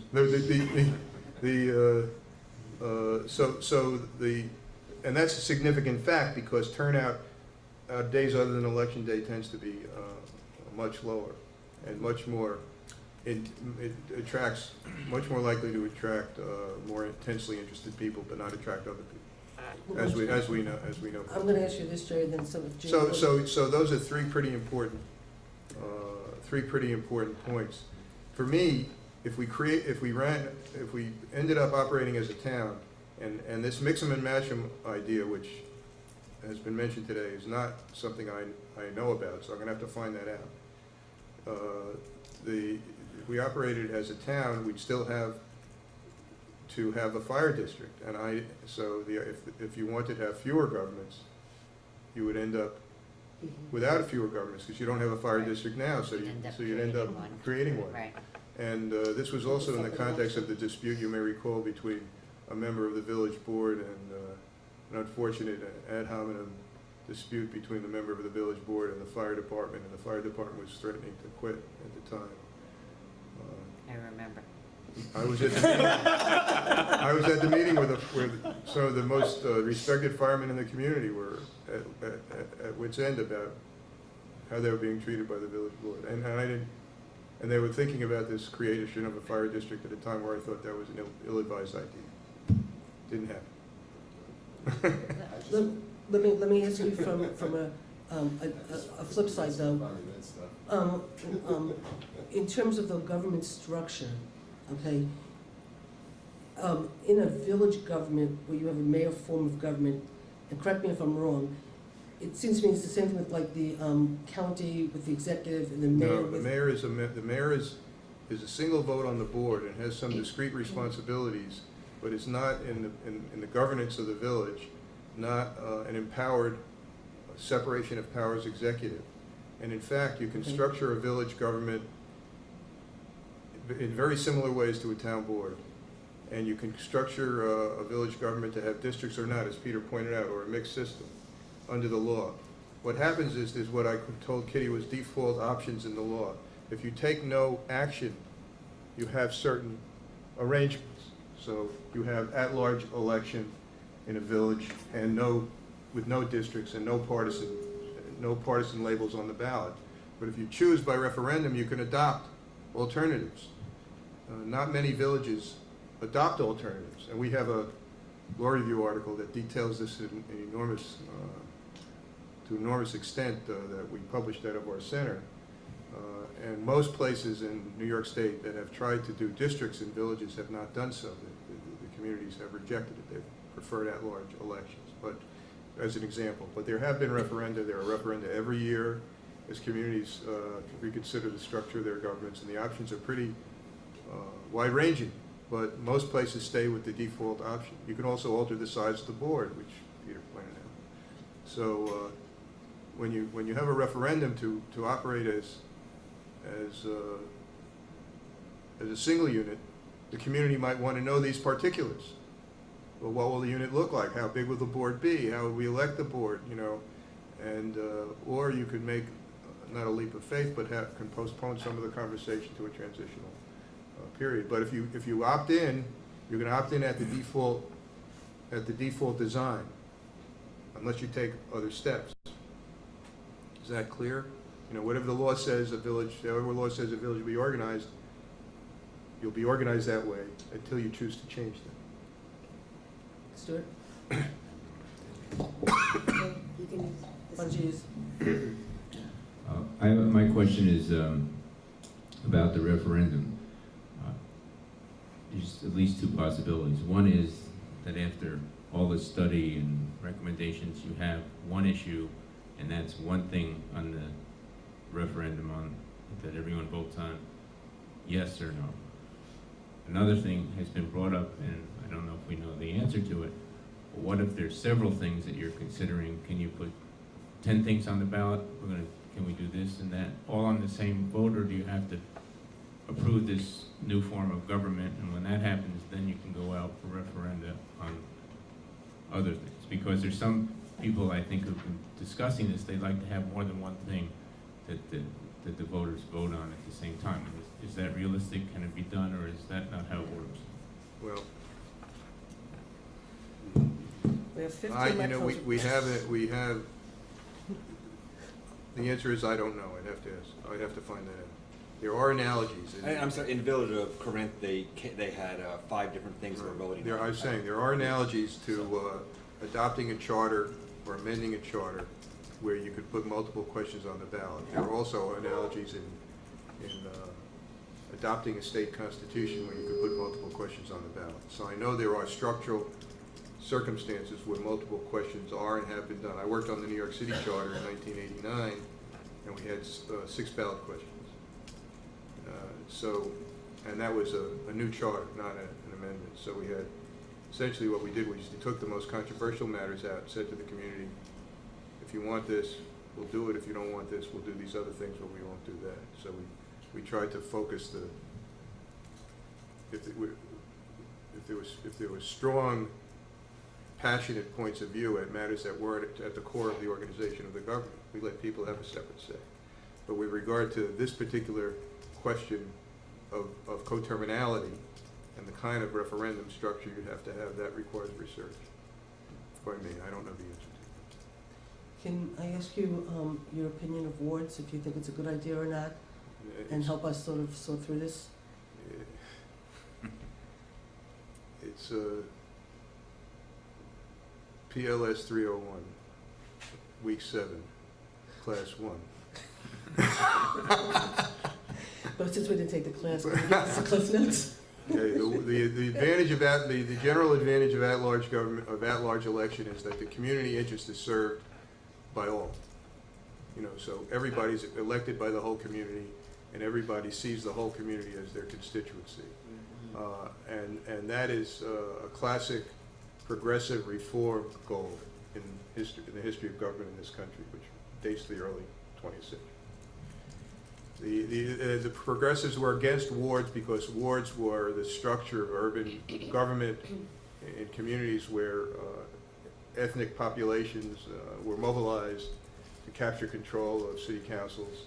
So they were hostile to wards because they were converging with partisan elections and other dimensions that allowed the rising immigrant groups to control those places.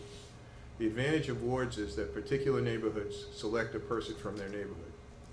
In a at-large system, it's conceivable that all the communities leadership would be selected from one place, one geographic location, which might be perceived as disadvantageous. All the elected officials were from the village and none were from outside the village. So if you have a mixed system, which is what we designed for Newburgh when we redid their charter, my Senate redid the Newburgh charter on this, we designed a mixed system that gave them what our recommendations that were adopted here, some people with a community-wide perspective, and some people from a ward or a neighborhood perspective. It gets even more complicated when there's concentrations of populations of certain demographic characteristics in parts of the community. So, which we might have large numbers of people renting apartments who are single at the center of our village. And they might have a different set of issues or concerns than people from a different demographic characteristic in some of the more rural parts of the community.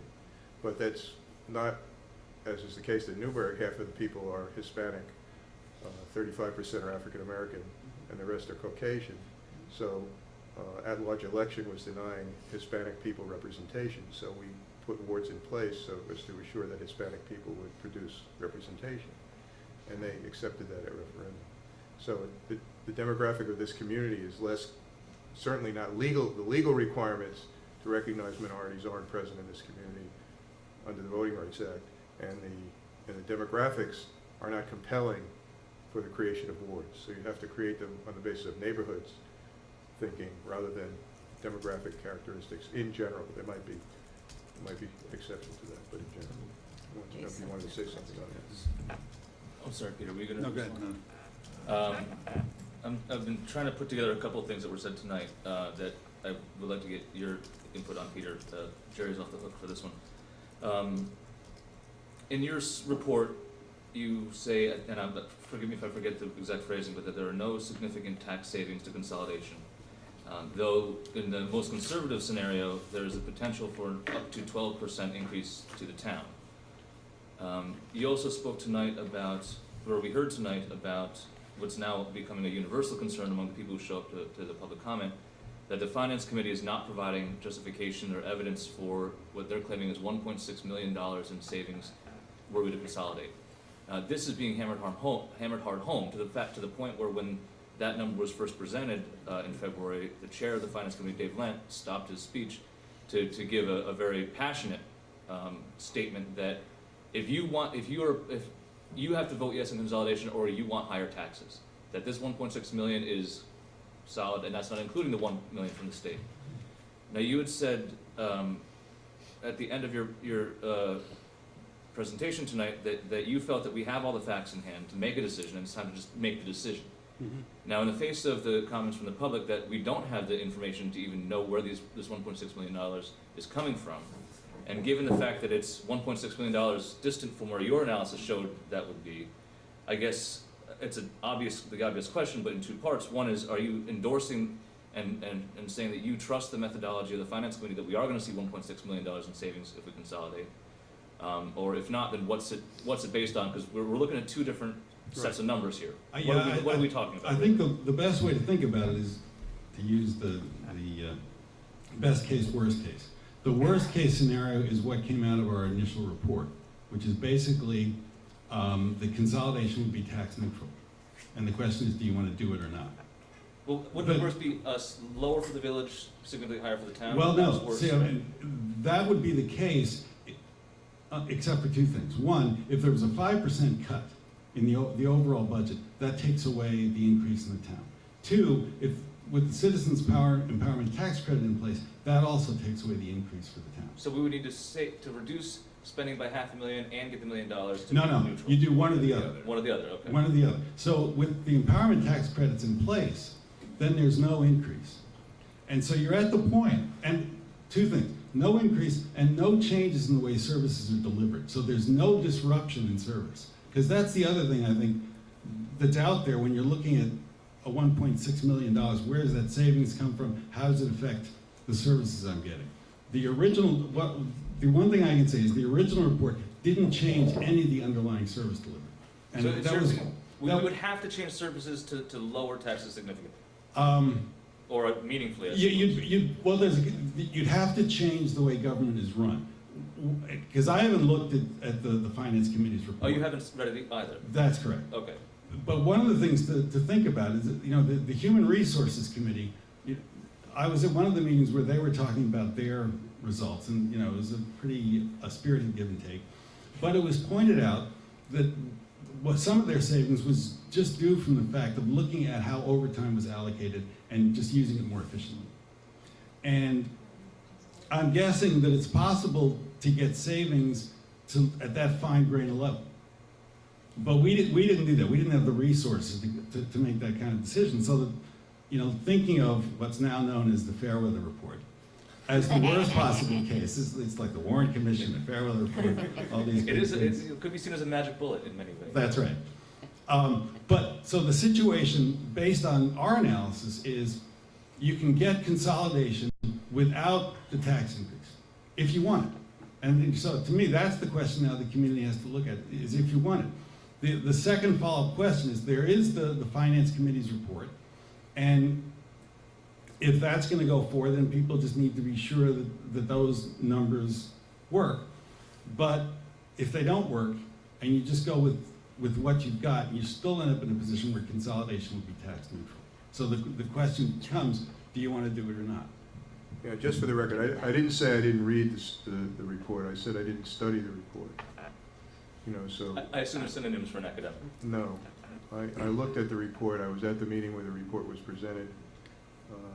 I understand its premises, and so I have some knowledge of it, but I'm not willing, you asked for an endorsement of that, and I'm certainly not willing to make an endorsement of anybody's work until I study it. I did study Peter's report, and I'm perfectly comfortable with saying that I think Peter's report is accurate.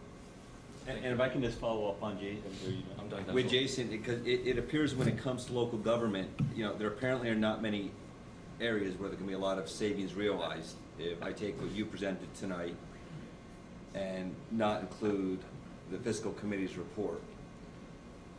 You mean just based on this? Based on Peter's, based on what we will now refer to, the Fairweather report, and based also on tonight. So you used a phrase of, I scribbled it down, neutral fiscal movement, which I think is a good way to look at it. It's a neutral fiscal movement, and maybe you could also comment on, I've gone back and looked at, I think I'm up to about 8 communities in New York State that have studied this over the last 3 years. No one has been able to produce savings in greater than about $100,000. So New Paltz been able to produce 1.6 million. I find either we're incredibly poor fiscal managers in this community, or we have very fiscally astute people here that are able to find funds 8 other communities were not able to find, with some very incredible studies being done. So should we be I guess the question is, should we be looking at this as a neutral fiscal movement? And do it on the merits other than the facts that some of what are being portrayed as facts? Again, the way I would say is, worst case, it's neutral, fiscally neutral. And again, when the work of the Finance Committee is done, and it's vetted by the community, it may turn out that there's 1.6 million, but we don't know that. The one thing I feel at this point that I know. You're saying it is done, by the way. Well, I just want to make one caveat that 300,000 is going to be taken out at one of the meetings. They're going to just take the police number, so it's really 1.3 that they're talking about now. Okay. So I just want to put that out there. But in terms of when the final number comes up, whatever that is, maybe that's the savings. But the worst possible case is it's going to be revenue neutral. It's going to be fiscally neutral, and so that suggests that it's now time for the community to think about, do we want to do this, which is a different discussion than the one we've been having. So the basic answer are the potential minor savings, is that enough to justify going through with it? And I fully agree with you. Someone actually said this is actually a political decision, and I'd actually refer it to, it's not a political decision. I would prefer to see this go out to the voters and let them vote on it completely, and then it's not a political decision. To me, I feel the fiscal argument is, I would prefer we all just close down on fiscal argument, go with where there's been studies done all over New York State, where I believe there are other Fairweather reports. We will call this one then the New Paltz Fairweather report, and where I think you would also be surprised to go to other communities and find a savings of 1.3 million, but I think the decision now needs to be put out, and I think Stu had the very great question is, we now need to start structuring what are the questions we're gonna be asking, and I believe, I think it was Corneth I looked at, they had, I believe, 5 questions on the ballot.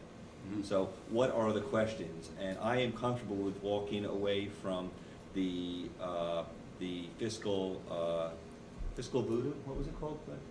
Voodoo economics? Thank you very much. I am happy to walk away from the voodoo economics and move forward to let people decide, is this something, are the minor savings enough for you to justify a decision to change the way we are doing government now? And is that a fair way to look at it going forward? Well, I think that if you follow Peter's report, you could understand that we could be fiscally neutral in this decision, at worst, as he's calling the worst case. So that means that we should make the decision on other grounds. What those grounds are, I have suggested some ideas about what those grounds should be. I would disagree with your idea that there are not massive savings to be made in local government. Government redesign can make massive savings, and we write reports almost weekly on that in my office. That's a whole different question. Yeah, absolutely.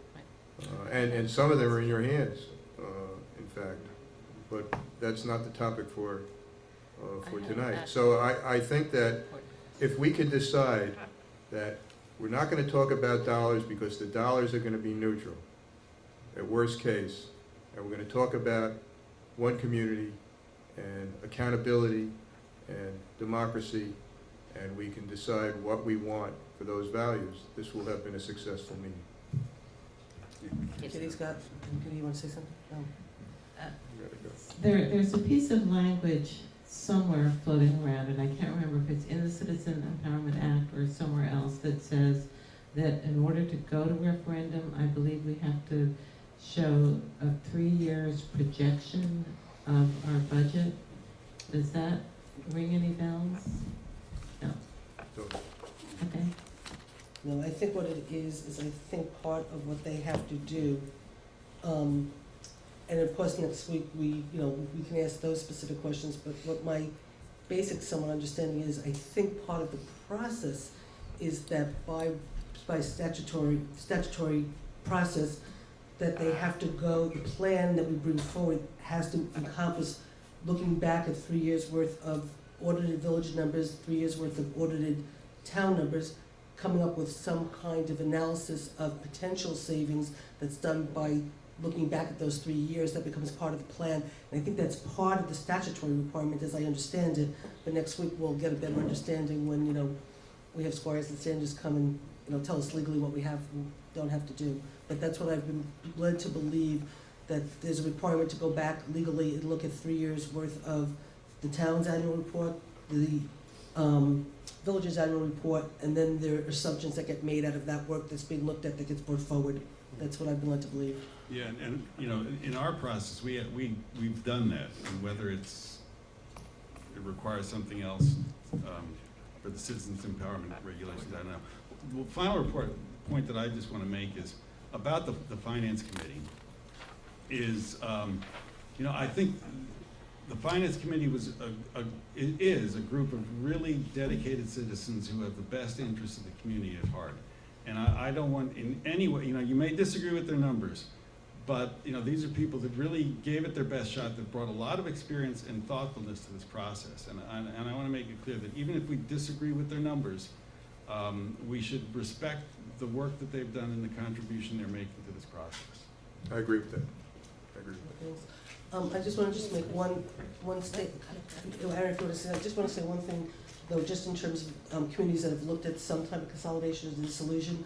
They did have a presentation at the Association of Towns yesterday about Seneca Falls, one of my favorite places, because the Women's History Museum is there, and that's where the women got the right to vote. And, but besides that, they did dissolve the village, and they did a thing about 1 year later, and what they basically said was that the savings that they thought they would get far exceeded the savings they got. I mean, that they've seen greater savings than they thought, And actually, they have had more and more savings, and they spoke about that, and stuff, so. Well, to be fair, that's a very special case Yeah, I know, because the revenue stream to the town based Because of upon the- having a massive landfill. Right. Exactly. And the village residents paying taxes and the town residents paying nothing. So, I mean, there was a very special case, and most dissolutions have not, it's a fact that most dissolutions have not been approved in New York. The reason they haven't been approved, I think, is psycho-emotional.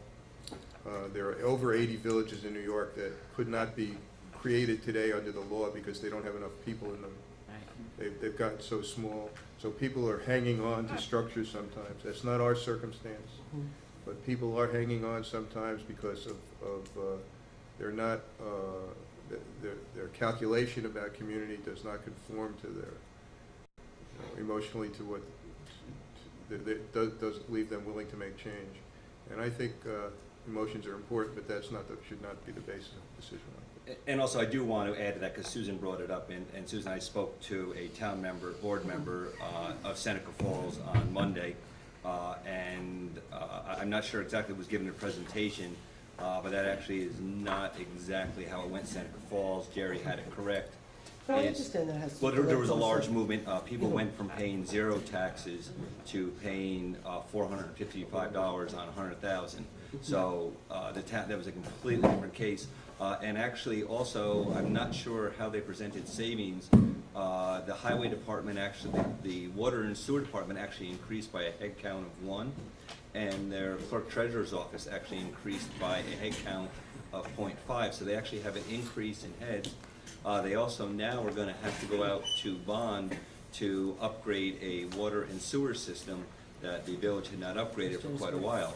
So I'm not exactly sure how you took that away as savings, but you had people paying 0 taxes that are now paying taxes. So you comparing Seneca Falls to New Paltz, New York is not. Well, no, that's not a no. You just made a statement that it worked, that people were excited and they saved money, but they didn't. No, Jeff, all I was saying was that, yes, made the presentation, and I'm not here to fight with you, please. No, I'm not fighting with you, but you made a statement that isn't My statement was, true. the fact was that they made a statement saying that the savings that they saw were greater than they expected. That's not true. Okay, but I'm just telling you you and I what went they to presented. you and I talked to different people.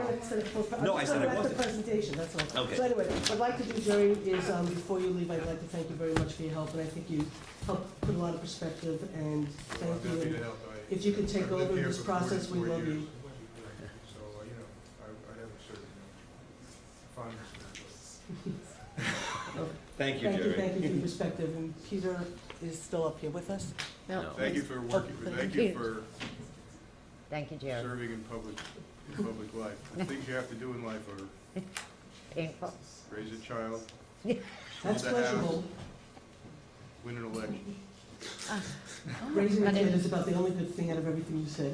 Life is over. I don't know, there are moments, You're Can I do one of those 3 times? Is that good? Can we take a Okay, sure. 5-minute break before we start Sure. the business? Fill our water bottles? Sure, is that okay with everybody? Use the bathroom. Yeah. Okay, so we'll take a little bit of break, and then we'll come back to sort of wrap up where we want to go with the joint town village stuff, and then we'll go into our town board meeting. Let's go back and do it. Thank you, Peter, thank you, Peter. Thank you, Pete.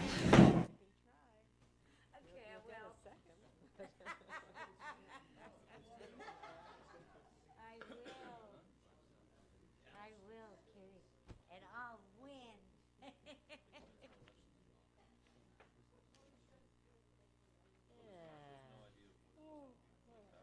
Let's do it. How did you manage without an agenda down there all night?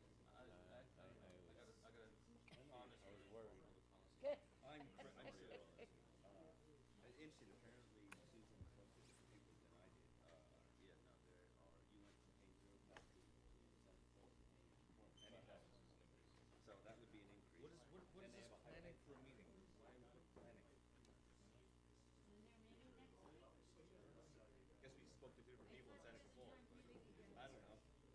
paying 0 taxes to paying $5.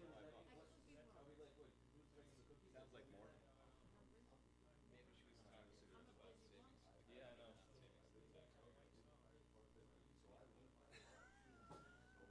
I'm telling you, Mike, you gotta run for office. You'd be perfect. To be honest. No, there's no savings in the government. They actually are gonna have to go out. They gotta upgrade a bunch of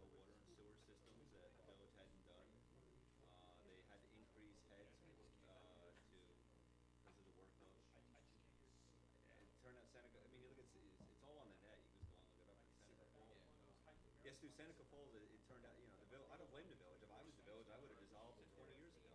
Well, I mean, of course, if you had to, if the village hadn't kept up with it and they had to pay for it, somebody would have had to do that anyway, Yeah. whether they're. And what's so, funny is- that's doing their due, well, of course, they had no choice, because you can just dissolve as a village anytime you feel like it. And what's funny though, it only passed by 86 votes. It was like 1,200 to like 1,290. It passed barely by, it passed by 82 or 86 votes. It barely passed, which is amazing because if you're in a village resident, you vote for it instantly. Because these guys out in the town, they're literally paying, your town tax bill was zero. That's how good it was. If I was a town guy, I mean, I can't believe the town didn't mobilize everyone, vote against it. Like in Marlboro, when you had the Central Hudson there, and all of a sudden. Life was good, wasn't it? Well, you've been here long enough. Remember when Marlboro? Yeah, well, yeah, you were in the school here, but it kind of was after when you were in school here. But when I when I was in school, like, ooh, Marlboro gets a new pool. Marlboro gets a new football field. Marlboro has AstroTurf. Ooh, Marlboro was getting everything. Marlboro gets an 8-lane track. Exactly. Marlboro. It was always Marlboro got that. Marlboro got all new.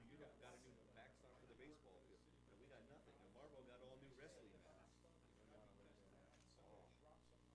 Well, I like the. Strangely, my mother was born in Civic. Okay. But I lived in Brooklyn, her father was in Okay. and he was sent up there Go ahead. on the Seneca Canal. No kidding. She was born in town. They could find a lot for public comment. And then we have two things, explaining our rationale for what we do. So we need to say, we're not telling people our methodology is bullshit. Right. So I thought that was kind of interesting. Yeah. Her opinion that a woman. And I understand what you're. That it was there, yeah. But yeah, no, it was, I like the statement though that Oh, yeah. it's not. I think it's because everyone in Marlboro knows about Was at time. We have to pay Casalino is the school superintendent, and at one of their meetings, a person stood up and said, if taxes go up 9, 12%, you're gonna turn this into a ghost town, and yelled at him on the screen. I was gonna say, no one's paying You know what his answer 75 was? cents for beer. I don't- Although maybe at P&G's during their whatever. Taxes are I up don't drink, so I 12%. don't know. Yeah, going up they do 20 like to something 40%. where it's like 25 So it's cent gonna be a beer, ghost 50 cent town, beer, sir, 75 so- cent beer. I Like, don't you know. got- Yeah. Yeah, remember that Newburgh was. Yeah, on the chart. They're gonna have to give us back money that doesn't cost them anything. You get money because of your poverty. I lived 20 years in the city. Then you do what? At large, I want to see what they at live large like. represents, Where are you on Liberty Street or? at large represents three hundred people voting. Well, my mom is leaving that. My mom and dad are both retired from, well, my dad worked for North Junior High, so North Junior High.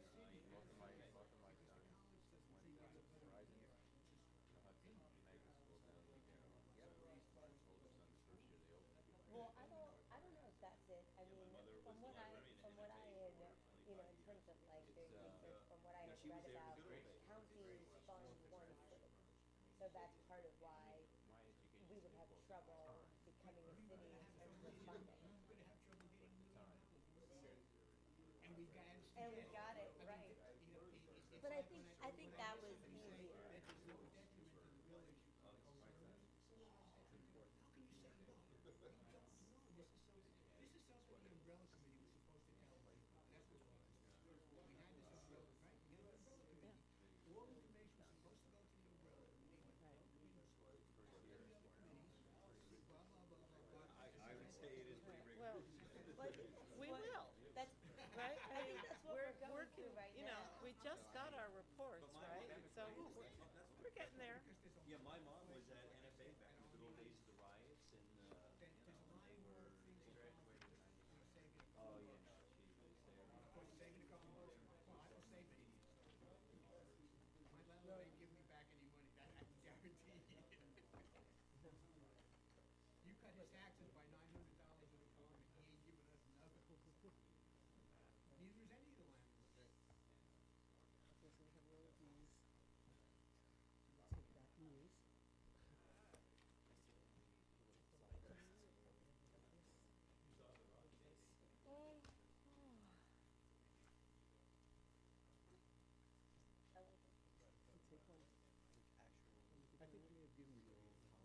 I'd rather have Susan handle it. I just brought some minutes from one of our study committees, because you guys, weren't around for You're that. having public This comments was, on it. I think, one of our most Not the town, important but you're having. committees, because we'd actually gotten to the point where we were thinking, are we going coterminous with the That's city, because or I are we wanna- going to? I But, said, we took a kind of straw poll around the he tells room, me that the finance and committee is that's when studying we the talked methodology, about and we're things having like meetings every Monday. nonpartisan elections. That's what I'm gonna say and now. Should it be wards, and,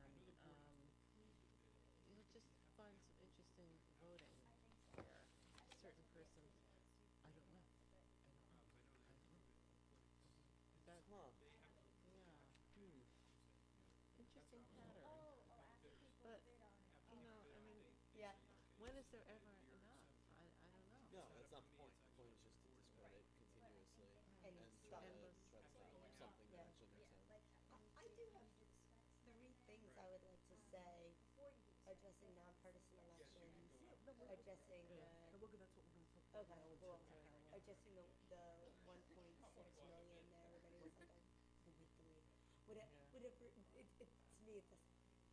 Well, I and Stuart have a conversation about it today, we can talk about that. Yeah, and then addressing the minutes that we got from the 115 meeting on February 11th, which, so we've only had them for like a week. Well, we're only gonna approve the, November, December minutes tonight, so we're not Okay. approving the ones from January on. Well, I'm not, it has nothing to do with that, it's the idea that in terms of addressing these questions, we only formally got them yeah, a week and a half ago. That's fair. So, and Yeah. I'll say all of this again publicly, but Stuart and I compiled the questions, so that's,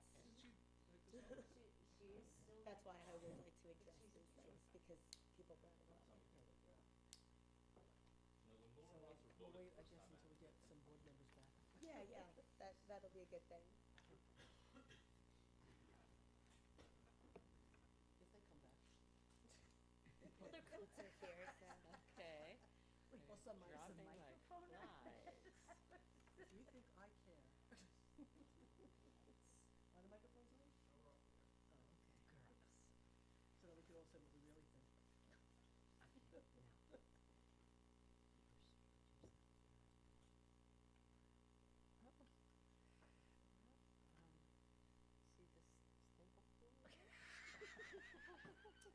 So you have your WWF, and I left my, I love my New York water bottle at home. Oh, which one is yours? Oh. I have my, I love my New York I water. love New York water. I have my, I love New York water. My, So do I. The logo for my, I love New York I- commercial. I think I'm about to, we have this major actor that, is hopefully gonna be doing our next commercial on fracking. Like really big. Who's gonna be in it? I can't say. Oh, come on. Male or female? He's male. Or polar bear? He's male and a very, very, very successful TV show, Does he HBO show. at all Steve get Buscemi. angry and then turn to angry? No, but it's hopefully a character that will help influence the debate to our side.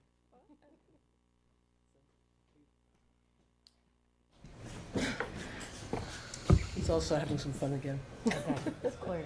Okay, well, I'm just waiting for everybody to We've get got back. everybody. Okay, so No, now we that don't we're have back. Stuart. We're missing Stuart.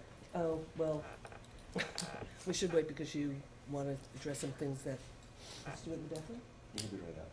Okay. Feel free to talk amongst yourselves. Any other Do you have a topic?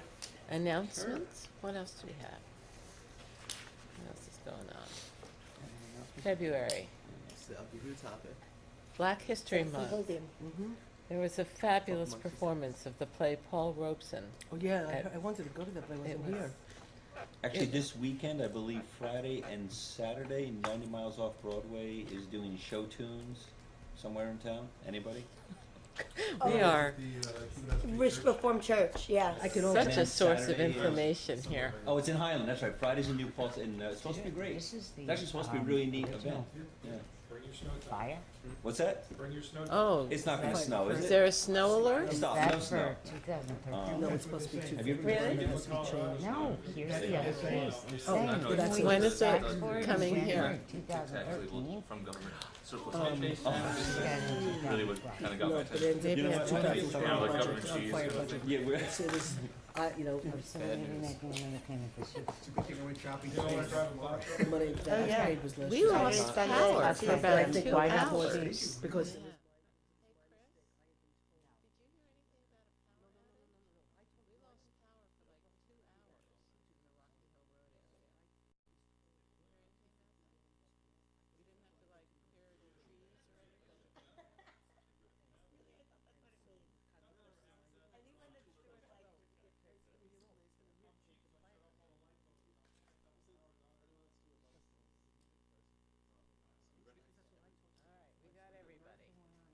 yes, yes, yes.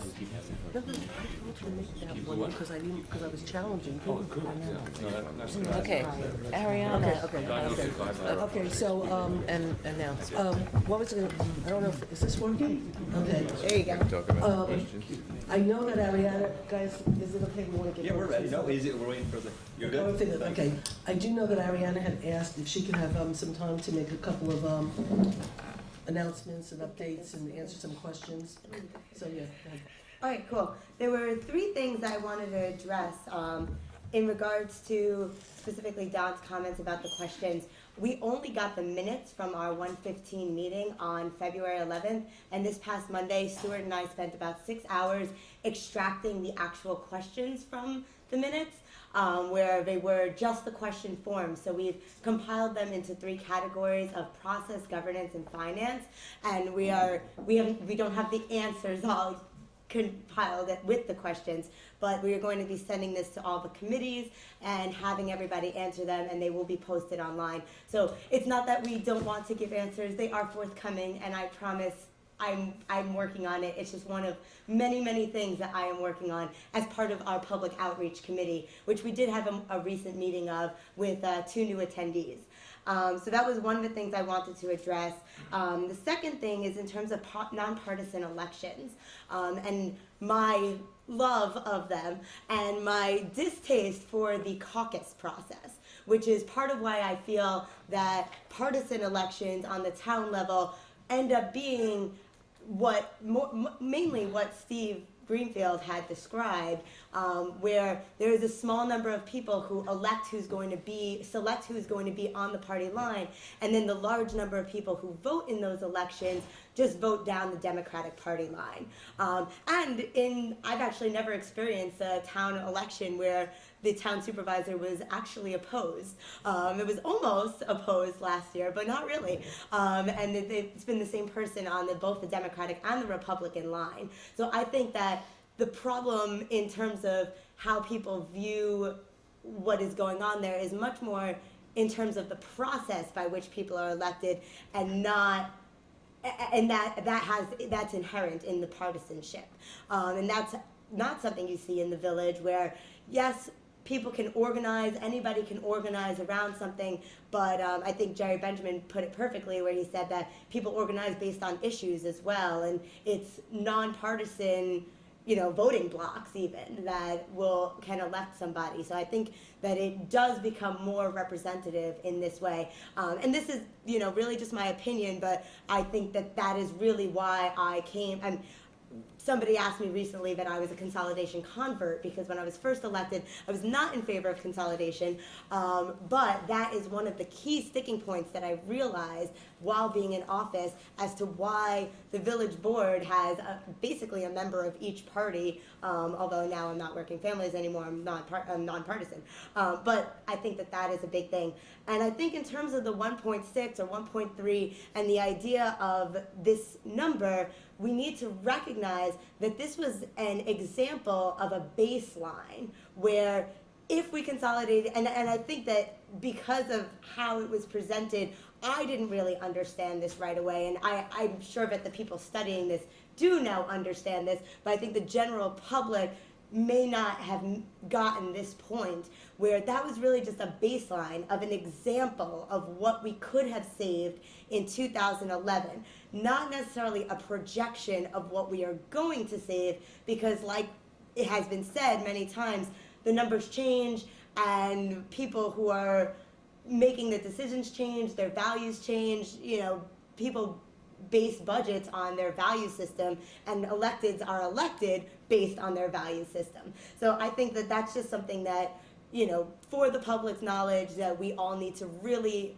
internalize, is that number, we just need to let go of that number and recognize it as an example. And I think tonight's conversation has been a great point in that, where we can look at this for an efficiency basis and a good government basis, and not, if it's a cost neutral thing, do we want to do it? And I just, wanted to make that point about the 1.3 million. That's actually not true, because it was specifically presented as, Jason, this is what we're gonna save. Jason, I'm sorry, Jason. I'm sorry, I got to No, interrupt this. I have to interrupt you for a reason. You What's came that? in late. I need you to use the Oh, microphone. thank you, sir. I apologize, Susan. I have to disagree with you, Ariana, just so the public is clear that Ariana's not speaking for everyone on the two boards when she says this. The 1.6 million was specifically pitched as, this is what we will save if we consolidate. I know, and I think it was presented incorrectly and poorly, because that point was not original. That's exactly what I said, that's not something I understood in the initial, and that's what it actually is. Regardless of what the initial understanding was, that's what that number is. So that's why. I'm not talking about assumptions or misunderstandings. I'm saying what the finance committee outright told people. It's not true. And it was said in the New Paltz Times as early as last December. You I think, well, actually no, because that fits with your point. But Dave Lent, the chair of the committee, did get up in the middle of his presentation and say, if you vote against this, if you oppose this, you're opposed to saving 1.6 million. You're opposed to lower taxes, or to lower taxes. So, and that's what's provoked some of these questions. Now, if the finance committee has changed their mind, they need to put that in writing and present that in as loud a public forum as they have. I think in that very meeting, that point did come out. It just came out within the meeting, and I think that just in terms of how things are presented, that's the real sticking point. In that but case, and sure, yes, I'm not saying you're incorrect that should be something that comes out, but I think that has been coming out through these finance committee meetings. And that's a shame, because it means the finance committee didn't do their job, which Well, was to show the community I didn't how much. say this to argue with you. I'm not point. upset or anything. Because this is not just about us. It's about the people watching, the people here. The purpose of that committee was to give us some kind of a price tag. What's this going to mean for our pocketbooks? No, the that's not point true. of the That's not committee true. was to come up with a possible budget. And if you look at the Fairweather report, there you was see what the even- actual numbers will be. So, if you want to keep belaboring the point of this is what it's going to be, this is what it's going to be, or it was wrong, the fact of the matter is, what the actual numbers are, the worst case, best case scenario has been highlighted 2 years ago when the Fairweather report came out. Right. So the two of you don't believe that we would was- save 1.6 million if we consolidate. I believe we could possibly save even more, but I don't think it's going to be immediate savings. I think, as Jerry and Peter both highlighted, that when after consolidation happens, you will see efficiencies and you'll be able to work further towards better long-term goals. So we should not rely on the finance committee numbers in I basing would our s- decision for I would say consolidation. what we should rely on is worst case scenario being it completely tax even. Best case scenario, everyone gets to save some money. Yeah, I think Peter's point tonight is exactly what we should base this on, is if this were cost neutral, would we want to do it? So those are two, I'm sorry, but those are two different phrases. So worst case, he actually said it could be a 12% increase. No, No, he no. said Don't worst say that case, tonight. it's completely neutral. No, It the would be report says that. Reports said that's the, you said the That's Fairweather before the report. Citizens Empowerment Well, Act. that's- or a five. that was- It's either a 5% budget cut Mhm. between the two, which would make it completely neutral, That's right. or the Citizens Empowerment. Well, the Which is Fairweather new. report, well, you use Fairweather report, so the Fairweather report Right. said 12%. So, No, I mean, I think but- the I argument think you're is. missing. I think you're No, I'm missing. not missing anything. I That think was, you were no, missing it. but I'm that missing- wasn't, I but he I said it agree tonight. that what I we should do agree is that- it should be a revenue neutral, and that, I really hope though, people aren't doing budgets though based on value. Budgets are done on what we call GAAP. You gotta use general accepted accounting principles, and I don't believe the report was done using that.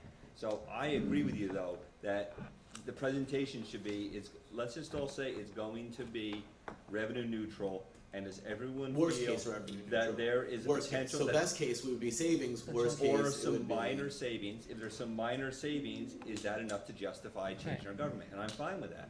So let's put it out to a vote.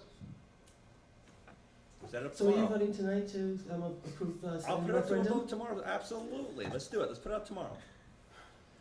Could we wait a We little can't put it up tomorrow longer? because we have a process that we have to go through that includes, Stu? so much 35 days for public hearing and 30 days for blah, blah, blah, and 60 We got, days. no, let's stop So it. there is a Stu, process, Stu but- has something. Stu?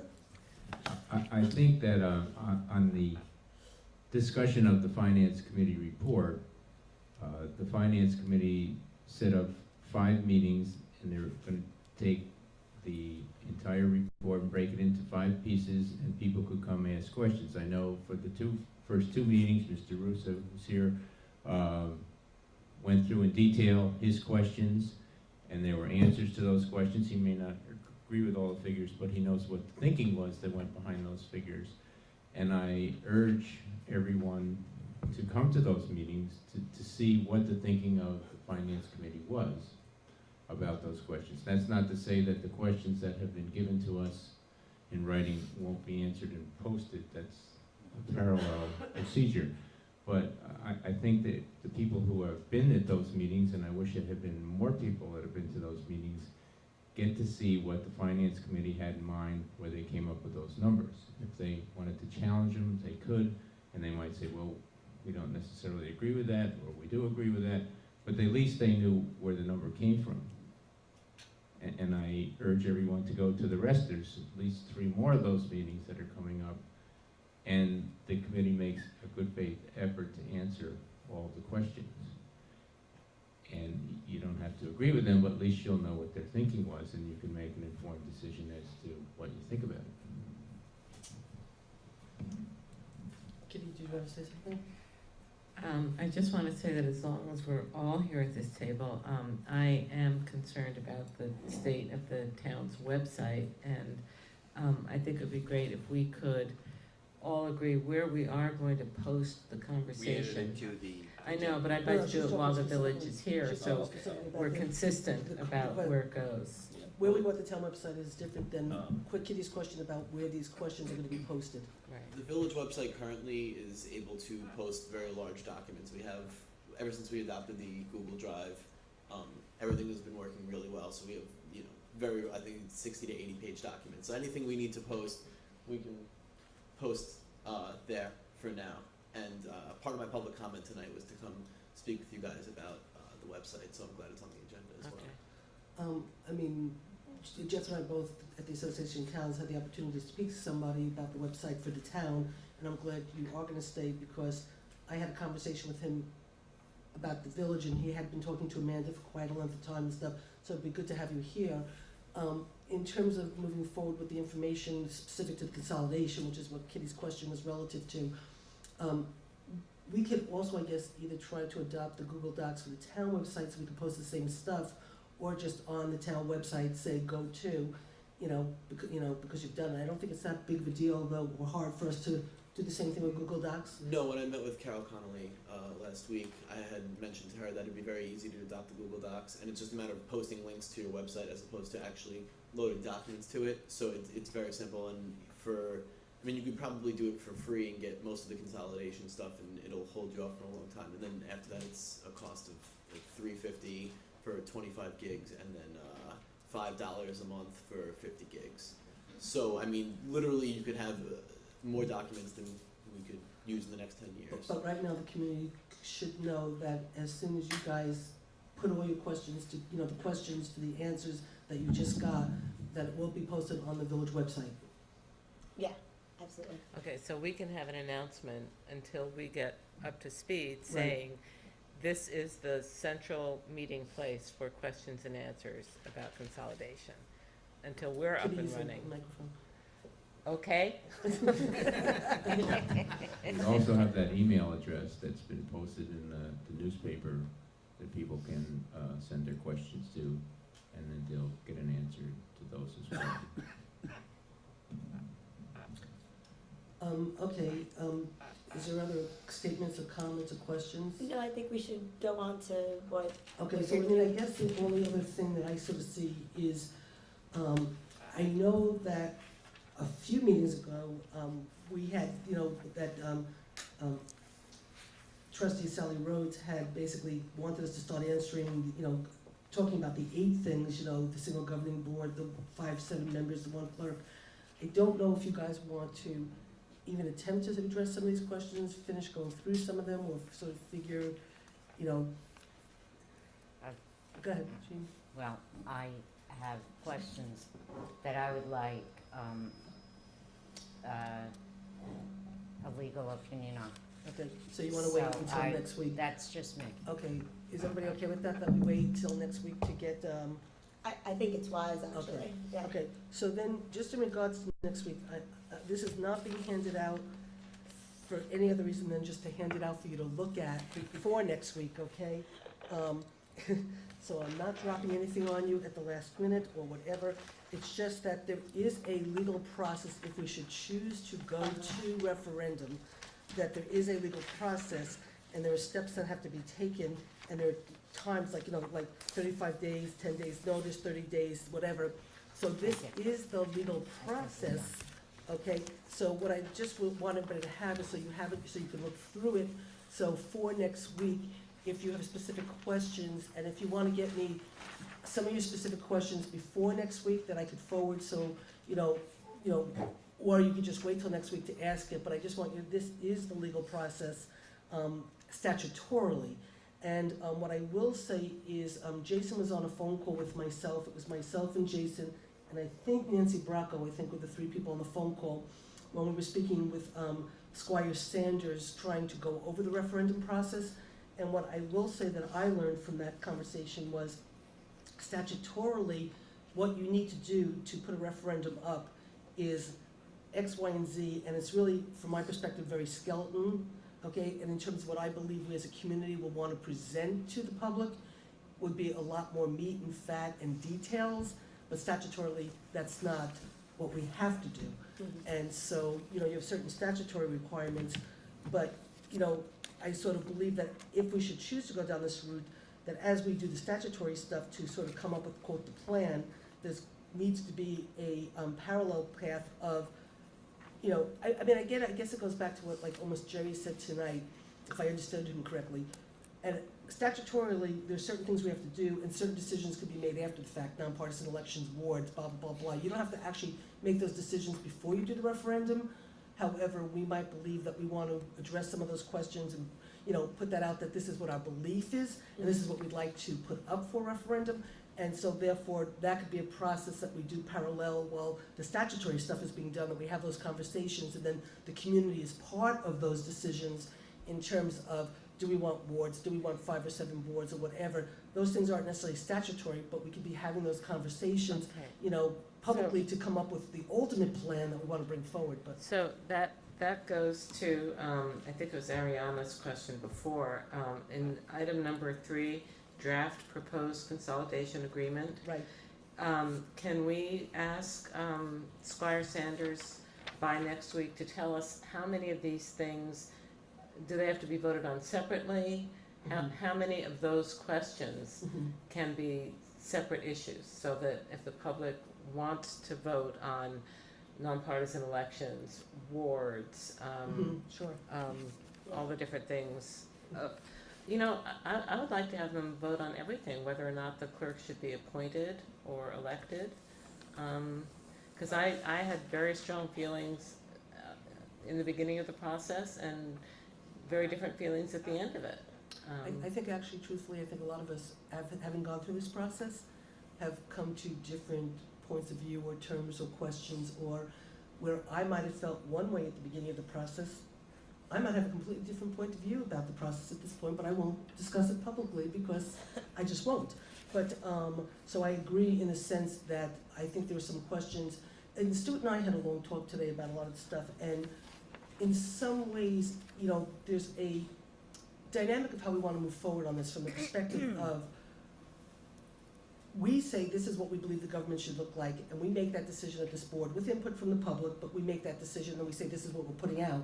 Or do we say, we're putting out, yes, do you want to be one government, and if you want government, is this, you know, do you want this, and that, letting them make the decision, and, you know, I happen to sort of feel more that way, that, you know, we can help try to figure it out, frame it, make a decision where we think we'd like to go, but ultimately, I don't think we should be making the decisions of what gets up for, you know, to put up for a vote for the public to decide what their community should look like. I think they should help, you know, if they want this one community, they should be the one to help decide what this one community should look like, and I happen to agree with you, Kitty, on that, so I can try to ask to get some of this, flushed out before next week, so we can have some maybe better answers, and then we have a better idea of the roadmap that we might be going down. Right. I think that would be great. Okay. So is there anything else that's been left out, or any other questions anybody wants for the two boards to discuss relative to consolidation, or can we sort of call this portion of the meeting to an end for tonight and go on to our town board meeting? I mean, I will go back to public comment. I just want to see if we're done with our discussion. Yes. Was Is there, everybody okay? I mean, I wasn't here, but is there minutes that need approval? Oh, yeah, they are. One more thing. So you want to do that before? So I mean, this I is- don't care, I wasn't. I can Okay, vote. no, thanks, Jason, you're right about the fact that we did have that.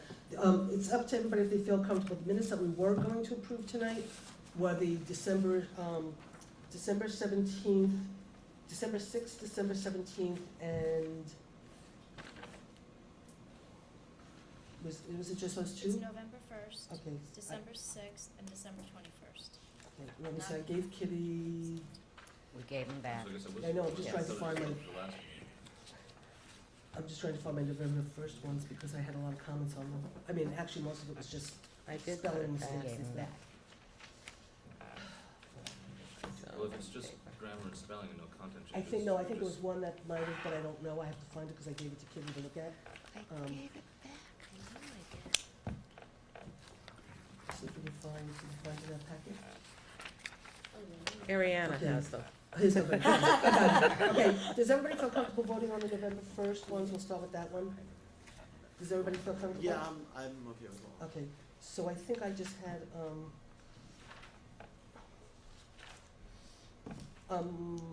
got page 1, 2, 3, 4, 5, 6, 7, 8, page 8. Where it said supervisor Zimmerman apologized for being late, there was confusion on the timing because of the changes around in scheduling.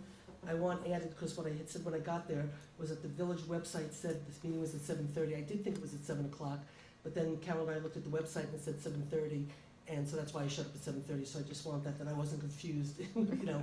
So just to add, the village website said 7:30.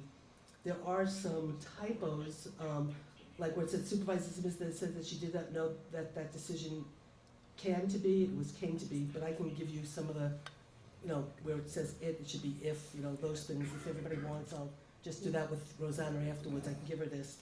Or it says think it should be thing. That was the one thing I just wanted added, and, oh, my name is spelled to get misspelled in some place, but that's okay. And other than that, that's my only change. I don't know if anybody else did. And if not, do I have a motion to accept the minutes as amended? So moved. Do I have a second? Second. Do we need a motion or two separate motions? I think because we're a joint board, I think we could just approve them jointly. Or just, it can be reflected in the minutes as separate, if it's, as long as it's unanimous, just assume that Mhm. it's two separate. I was not that meeting, No, you would not. so I will Abstain. abstain. Yeah. Okay, so all in favor? Aye. Aye. Okay, motions are carried. And Rosanna, here, this just catches all the spelling mistakes. You know, some words like where it says think instead of thing and things like that, that, You wanna just do the rest as a bulk, well, let me just look, unless because there's substantive changes? December 6th, there is something that was left out where it says Nick Blank. I don't know if anybody remembers who the person was. Does anybody remember who Nick might have been? Nick Okay. spoke, I mean, it depends on does anybody know? And you don't need to give a name for Okay, public it's comment. just that, I know, it was just in there, so, okay, on the second page, Rosanna, Oh, wait, was it the one, the village employee? it might have been, I don't know, it was, Robert Lebanco, trustee roads, KT Tobin, then it said Nick and No, doesn't, there's- He was, he's, the statement, I know, it says Nick Blank, is there a specific reason why this meeting is being held with such short notice? But I don't know who the person Nick is. Coddington was here at one, but I don't know if that was the right name, so. Okay, I don't know, so we can either just take it out or whatever, it's just that it was left blank with Rosetta putting in yellow for one of us to fill it in. So I just didn't know if anybody had it to fill in. Okay, in the, 1, 2, 3, after it says Councilman Barry and Councilwoman Brown, believe the public needs to know why we're here tonight. And then it says, if you go to there, the third line, there is a certain timeline the boards need to follow. I just want you to add, in order to meet the date of March 19th, 2013. Because that was why we had to have that meeting, if we were gonna try to meet that date. And just to add in 2 paragraphs later, where it starts with Supervisor Zimmett, where it says, we as 2 boards are committing to the community that we are trying to get the answers and make the deadline to qualify for the $1 million, but we can't do it alone. So again, that was the purpose of why we were meeting. And other than that, I have no other changes. So does anybody have anything else for December 6th? Okay, do I have a motion? So moved. Do I have a second? Second? All in favor? Aye. Aye. Motion so Abstain. carried. You were there, but you came in later. No, That was you the weren't? other ones. That was it. Okay, if you can just give it to, I don't know if it has any. Okay, and then December 17th, That was the 21st. I actually have no amendments for that. I It's don't the know. 21st. 21st. I'm sorry, okay. This is December 17th? Joint Town Village meeting, December 17th? Okay, You represented that 17th. one. That's the one I've read. There is one for December 21st, and I have not read it. Okay, so December 17th is, that was when, actually, that was a presentation of the different committees. Yeah. The Human Resource Committee, the Water and Sewer Benefit District Committee, the Planning and Zoning Committee. So basically, community education feedback. So pretty much the minutes are really just all reflective of what the committee members said when they did the presentation. Does that, didn't we also have an outreach committee? Didn't they have a presentation? Yeah, it says it on there. Okay. Okay, As long as it's on so there. that's what basically that was that meeting. So if anybody has no changes or amendments, do I have a motion to accept the minutes of December, what date is it, Kitty? 17. December 17th. So moved. A second? Second. All in favor? Aye. Okay, motion so Abstain. carried. And that's the only ones we're doing for tonight. And so if everybody could read for next week, we've got January 9th, January 15th, January 24th. And those are the minutes, right? And then if we do that, we'll be up to date. Okay, guys? Okay. That's okay? Sounds good. Okay, great. And so before we call goodnight to our esteemed village board colleagues, it's opening back up to public comment. If anybody would like to say anything to the joint boards. Okay, you need the microphone, Ira? I don't know. Here you Yes, go. you do. You need it? Yep. I'll use it. Thank you. A couple of things I want to say. The first thing I want to say is I take exception to the mayor's inference that the finance committee is hiding its methodology.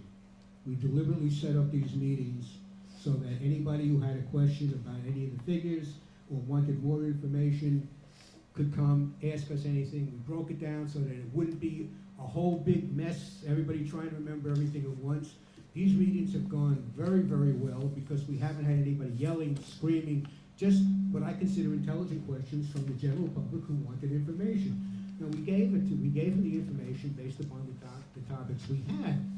The thing is, we may not agree. As a matter of fact, with some of the things, the people who were objecting to it said they don't agree, and that's fine. That's what open communication is, and that's what we're doing. We're not hiding anything. We're not telling people what's not going on.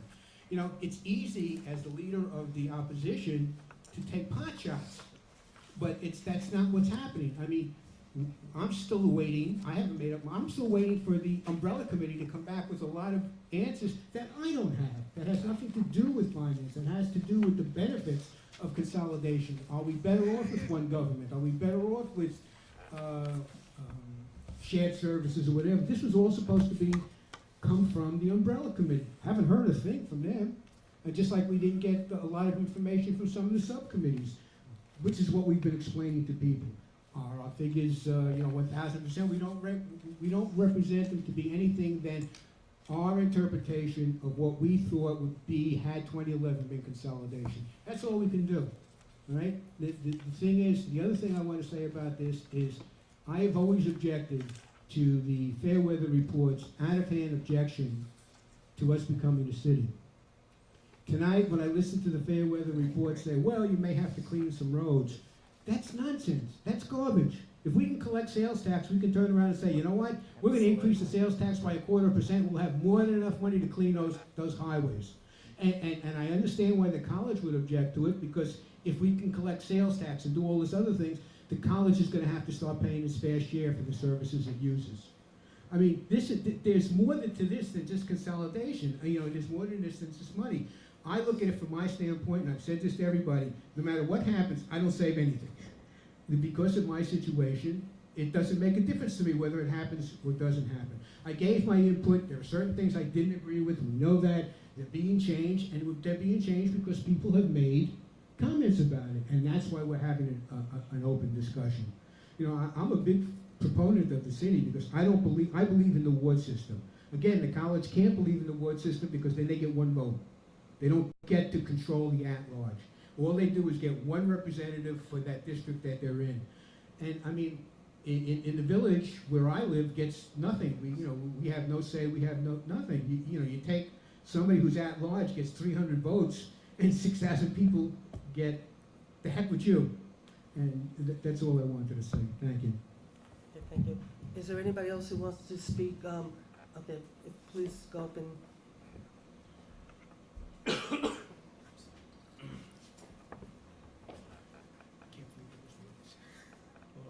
Hello.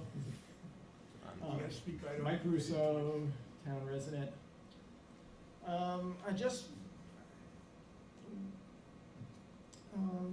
Let me echo one thing that I was just saying, and that is that I think the dialogue that has happened at the information meetings has been good. It's what it should have happened at an earlier point. I believe it's happening now, and it doesn't mean that we get to agree. It means that we are sharing information in terms of what one, in this case, one side's numbers mean. And I want to just say that I am not convinced that there is a fiscal neutral situation here. That if we're meaning by fiscal neutral, tax neutral, thereby town residents not having an increase in taxes. That what Peter was saying before is that can happen if you have according to his figures, if you have a 5% reduction in expenses, or if you factor in the citizen empowerment tax credit. Well, from my standpoint, the citizen empowerment tax credit is a fine thing if we get it for as long as we get it. But it's not something that you can make promises that a tax reduction will continue on infinitum just because it's right now been appropriated funds for this year or last year. There's really no track record on this program. So then we go back and look at what the situation is in terms of expenditure savings. And I agree there is some to be had in terms of some, but I see those numbers emerging much lower than what much lower than what we've seen out of the fiscal committee. And we still have a few meetings to go, and then let's see what comes out. But I feel like we cannot assume that, and so I'm not ready. I think we can set it aside. I would much prefer if there was some kind of pullback publicly on that 1.3 number. That number, as Jason pointed out, Dave Lent was when he presented the number, he was very enthusiastic about the results and said, never, ever complain about taxes again if you don't support this proposal. I think that was unfortunately too optimistic, and I can chalk that up to enthusiasm from his point of view, but I think we should backtrack here. What I'm concerned about is that that number has gone out to the public even earlier. In November, I think an article in the New Paltz Times quoted Sally Rhodes as saying, we have identified $1.4 million in savings should we consolidate. That number has been out there. People have in their heads associate consolidation with lots of savings. I feel that, and then the report comes out and we look at it, I feel like that was a process done wrong or poorly, and now we have a problem. And we can't just say we're going to set it aside because it's done a certain amount of damage. We don't know how much, but there certainly have been lots of people that have said, wow, there's a lot of savings to be had. In fact, before I looked at the report, I had that sense. I scanned the article, okay, that thing is going on. This is back in November or December. Well, it wasn't until the report came out and I was prompted to look at it, and then because I had a fiscal eye for things, I looked and said, this doesn't make sense. This is not right. What is this doing in here? So I would very much appreciate that we retract that number at present, and then we can go back to whatever we can, maybe we can come up with a range of possibly this or possibly that, just as the Fairweather report has stated. I tend to think that his numbers are in line, and from all the other examples of other reports that have been done all over the state, and there's a lot of them. Some he's done, but a lot of them have been done by another large group. They all kind of tend to say the same thing. I asked Peter just before he was leaving if there's any difference between dissolution and coterminous in terms of an economic circumstance. He said no. He said there's, aside from the fire district, possibly some grant issues that you get to keep with coterminous, but in terms of the expenditure savings, there's not much difference. So that goes to a discussion that Jeff and Sally were having last meeting, where Sally was insisting that there was a lot more savings in coterminous, and she talked about East Rochester. Well, East Rochester happened way back when. It's a really different case. East Rochester seceded from two towns and created its own town village. So that's very different than what we're talking about here. So, looking at the various dissolution reports and that are out there, they all suggest the same sort of scenario as what more or less of what Fairweather says, in terms of it's hard to get to the neutral situation where the town's tax rates don't go up. Now, I'll just go on record saying I'm not against the idea of consolidation. I think there's a number of possibilities to look at. We can look at shared services, we could look at other kinds of consolidation of services, giving over, say, the DPW, as Fairweather suggested, the DPW over to the village. We can look at changing boundaries, which is of the village and town, which is something that's been suggested by an article I was just reading by the NICOM chief counsel. Because that might be a way, another way to go in terms of making sense of expenditures here. But consolidation is something to be considered. I just think that we need to have the conversation, as Mr. Benjamin said earlier, that we need to look at it in terms of, do we want it?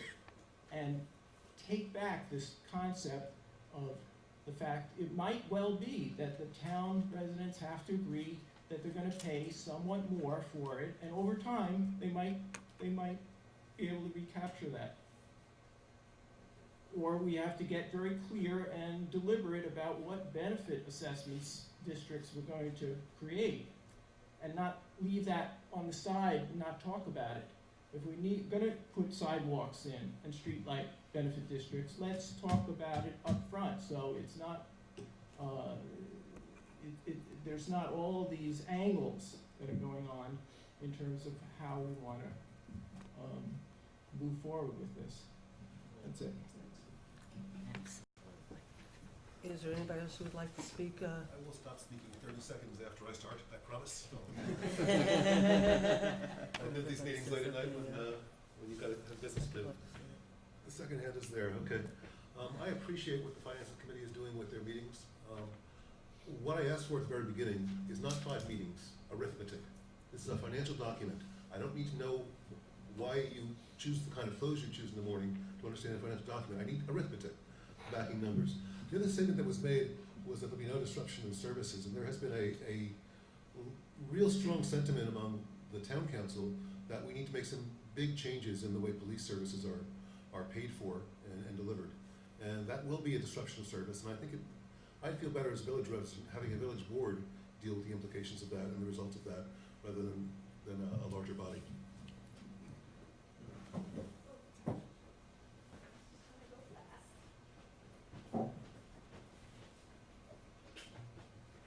Hi, thanks for letting me speak again, Katie Tobin, village resident. Was this meeting properly noticed? There was a lot of people that didn't know about it, so they were asking me if it actually had. It was at the Okay. last board meeting, it was adjourned and scheduled for tonight. We had a town board meeting, and the village board members that were here last week agreed, and we all voted to have a continuation tonight of our conversation in preparation for next week's meeting. So yes, it was. Well, that doesn't constitute properly noticed. If it's a week ahead of time known, it has to be 3 days to the first. Rosanna noticed the papers. Okay. I think part of the problem is the town website, and that people go there for information and there's not stuff there. I was really happy this morning, I caught a few minutes of the village board meeting. I wanted to mention, I caught your conversation about the website and things you're doing there. Kitty rattled off a list of things that we could do if we had one government last time, and website was one of them. And we don't have to wait to be one government to have one website. There's lots of examples in the region, and I think it's a great idea to be a portal and send people to the school district as well. One of my questions somewhere, I'll have to gather them and send them to that email that you referenced before, was I think things really need to be clearly delineated between to have a frank discussion about this, that things that need to wait for us to have one government and things that don't. And like a website, we don't need one government. There was lots of ideas that Chris had that we could do. We don't need to wait. I think a big upside of this process is I've seen a lot of things identified that we don't need one government for, and like spend some time on that. Those things, please tell us what they are and let's move forward on them. I will gather all my questions. I know I've sent them to multiple places, and I'll have to find out what that email is. I didn't know there was one central place, and I'll definitely do that. I mean, people can't go to meetings every night. NP consolidation questions. NP consolidation questions, Gmail? At Gmail. Which, NP consolidation questions. Gmail. but just in fairness, I'm sorry, Kate, to interrupt, but Ariana has mentioned it at every meeting. She's consistently. Okay, Okay. Anyway. I go to a lot of meetings and I missed it. That's That okay. says a lot. Yeah. I'm just saying. I'm just saying. I mean, she does. Okay. She says it all the time. But anyway, I'm sorry. Go ahead. I'm not making it up. I'm glad to hear that people are distancing themselves from the financial report.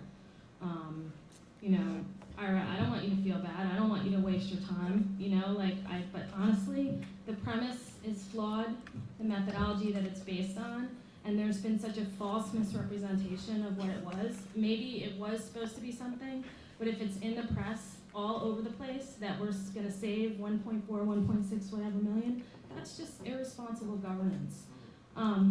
Mike has done a great job going through all the emails of the Finance Committee, and the word sell is used over and over again. It's very disturbing. Sell. Yes, as in, how do we shape this report to sell consolidation? Not how do we get the facts to inform this discourse, but how do we create this to sell? And it's disturbing, and I really hope that those of you that aren't on that committee go back and look at those emails.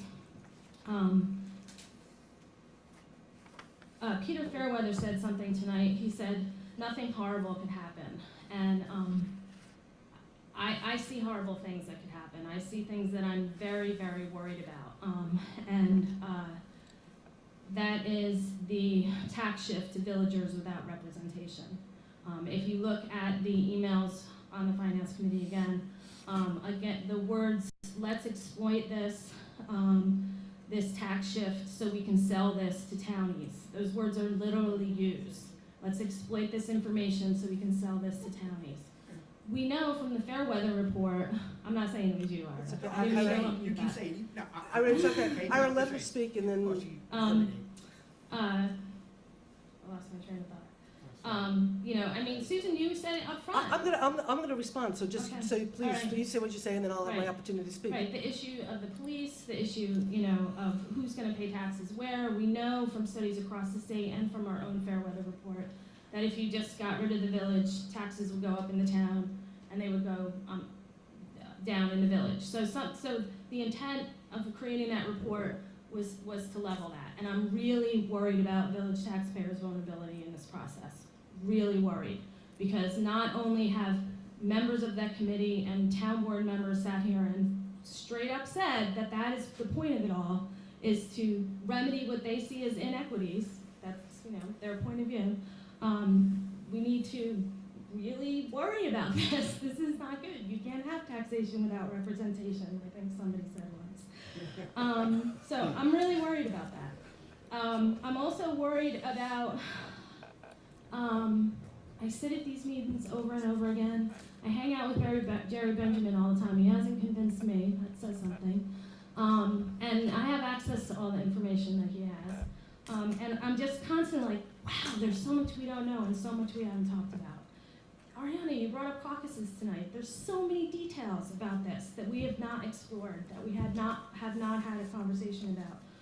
The whole nonpartisan thing, it's really worrisome to me that the distinction between having nonpartisan elections and then having an elected official saying we're going to remove partisanship, that's not the same thing. We need to be really clear on our language, and there's a lot of details, a lot of particulars that we have to talk about. Yes, let's talk about the upsides, but we also have to talk about the risks, and we need particulars and details.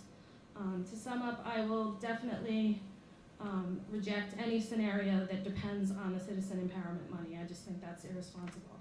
If we get it, it's icing. If we should do consolidation, it should stand on its own. This issue of intermunicipal agreements, I'm not even, that needs to be explored more.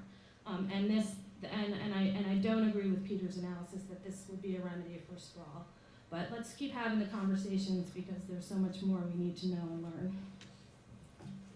Would anybody else like to speak from the public? Okay, so before we wrap up, sometimes, I feel that I do have to respond to some of the things that were said. And first of all, I will not distance myself from the finance report, and I don't think anybody on the finance committee is trying to distance them from the finance report. And so for anybody to say that is misinformation, because everybody who served on that finance committee worked incredibly hard and figured out, whether or not we agreed with numbers, and pretty much every number but the $300,000 for the police, we agreed on. We absolutely fought over the $300,000. Myself and Ira absolutely objected to using the $300,000. And again, I stated before, the only reason I accepted it was when Dave Lent basically said that he can accept it and he can explain it. And my attitude was, Dave, if you can explain it, then fine, I will back off and I'll shut up. And for the purposes of consensus, I'll support it. But I fought it hard, Ira fought it hard. So, and I said many a time that if we kept that number in, it would make the finance report susceptible to, speculation and problems, and you're making a big mistake by putting that number in. And so I'm not surprised by the reaction to that number, okay? Because I knew it was gonna happen, and it came, and it happened. So be it. I don't wanna say I'm right, because I wish I didn't have to be right in the first place, okay? I wish we just took it out. But at a certain point, you work together as a group, and you choose to make decisions in order for the betterment of the bigger group, and you put yourself aside sometimes, okay? But the rest of the numbers, I still stand by, and everybody else will stand by. And again, when everybody talks about accounting principles or whatever, I will go back to the fact that when we do a town budget, the town budget is based on the 5 people sitting up here, just like a school budget, just like a village budget. The board members sit and decide, other than what's mandated, and you don't have a choice, what you want to reflect in your budget. And again, just like Ariana said, it reflects values. And it reflects values. Do you want recreation or not? Do you want so much police or not? Do you want, and on and on and on, okay? So therefore, what you had was 7 people or whatever looking at 2 budgets, the town and the village in 2011, saying if we were one community, what do we believe this budget would look like? And that's what we presented. And we talked about every line and said, do we need all these people? Could we save, in terms of the services and whatever? And we came with numbers, that we believed reflected a budget that could have, the budget the community could have lived on if it was 2011. I happen to believe if you had completely different people, for example, and I'm not saying this to point, Jason, if he sat on that committee with 5 other people, might have come up with a completely different budget. And they might have said that if we had a 2011 budget and it was combined, that the budget would have been bigger because my values are X, Y, and Z. And he might have come out with a bunch of other people on the finance committee saying it's going to cost us $1 million more. So again, it's a reflection of values, nothing more than what those 7 people or 6 people, or however many we were, believed those 2 budgets, if combined into one government, that's what we believed. Nothing more, nothing less, and I will not back away from the numbers because we all came to an agreement. So, if anybody thinks that, that's wrong information to put out. Nobody's backing away. Secondly, what Dave Lent said was, because Dave believed by going through the process that if we were one government, we would save money. In Dave's perspective, what his statement was that here's an opportunity for the community to save money and reduce taxes. So if you don't support consolidation, don't ever complain about your taxes. That was Dave's statement, that was Dave's belief, that was Dave's words. Not that the $1.6 million, you gotta believe the $1.6 million, we're gonna save that money in the future. It was Dave's belief that we came up with a savings. If we combine these 2 budgets and operated as one government, we would see savings, and that was Dave's, on his own, not representing the finance committee, that was Dave's statement. In terms of taxation without representation, I think what people forget is that the town board is elected by the village board and the town board members. And the town board represents the community, okay? So any decision we make is not taxation without representation because we represent you, you elect us. You can choose not to vote for us and we won't be here, okay? So to say it's taxation with representation is not a true statement. What I think the town board is trying to say, and what I think people need to understand is what this town board is saying is if the village residents want a village government, congratulations, have your government. But there's going to be expenses that you're gonna have to start to own up to because the town outside the village residents who don't have that extra layer of government are paying a higher freight because of assessment and whatever. And so yes, we might have to make things more equitable for the town outside the village residents. Shake your head, it doesn't matter. I'm telling you that basically what this town board, who represents the town and the village residents, are basically saying, if the village wants 2 governments, fine. But then maybe the village has to pick up some of the expenses and the town outside the village has to start to sort of say, maybe we don't need all of these services.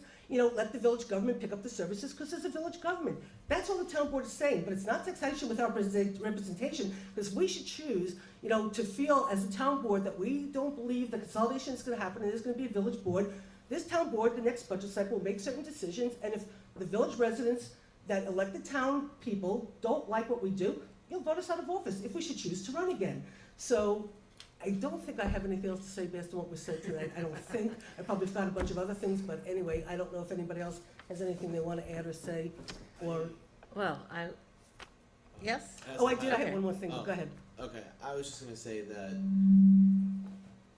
there's been a lot of calls for facts regarding reports, but I noticed, KT, with all due respect, you've come out a couple times and said, I feel that the tax rates will increase in the village, and I feel that there are... It's in the emails. It's in the report. Oh, that's right, I knew I wanted to say something else about the sound. Okay. Well, I don't think that, I mean, the I'll send them to questions... you. It's okay. Okay, yeah, I don't think you really addressed all of these concerns that you have, and I think everyone needs to be, everyone, if we're gonna come out and make statements one way or the other, that they should all be factual, so. I can do that. Okay, I will actually thank you for reminding me, because a couple of things you said, I was the one who said them on the tape, so I would let, what Don or you did say. Yeah, the word "sell" was used a lot, that's because, and I was probably the one who said it a lot of times, because I have a tendency to do that. Jason and I have talked many times where I'll say something like "sell," and he'll challenge me on it, I'll be like, Jason, that's not what I meant. It's like I just meant to say, as we put this package together and we try to bring it forward if the people want it. Sometimes I use words, I apologize, sometimes they're not exactly what, but it's not like, again, I don't even know what I believe at this point, okay? Trust me, if I told you how I felt, and actually I sat and talked with Gail Gallery and told Gail Gallery a lot of things, and she said, Susan, she goes, you feel the same way about a lot of things that KT does. She goes, and a lot of the complaints KT had at the very beginning of this whole process, it's exactly what you're saying to me now.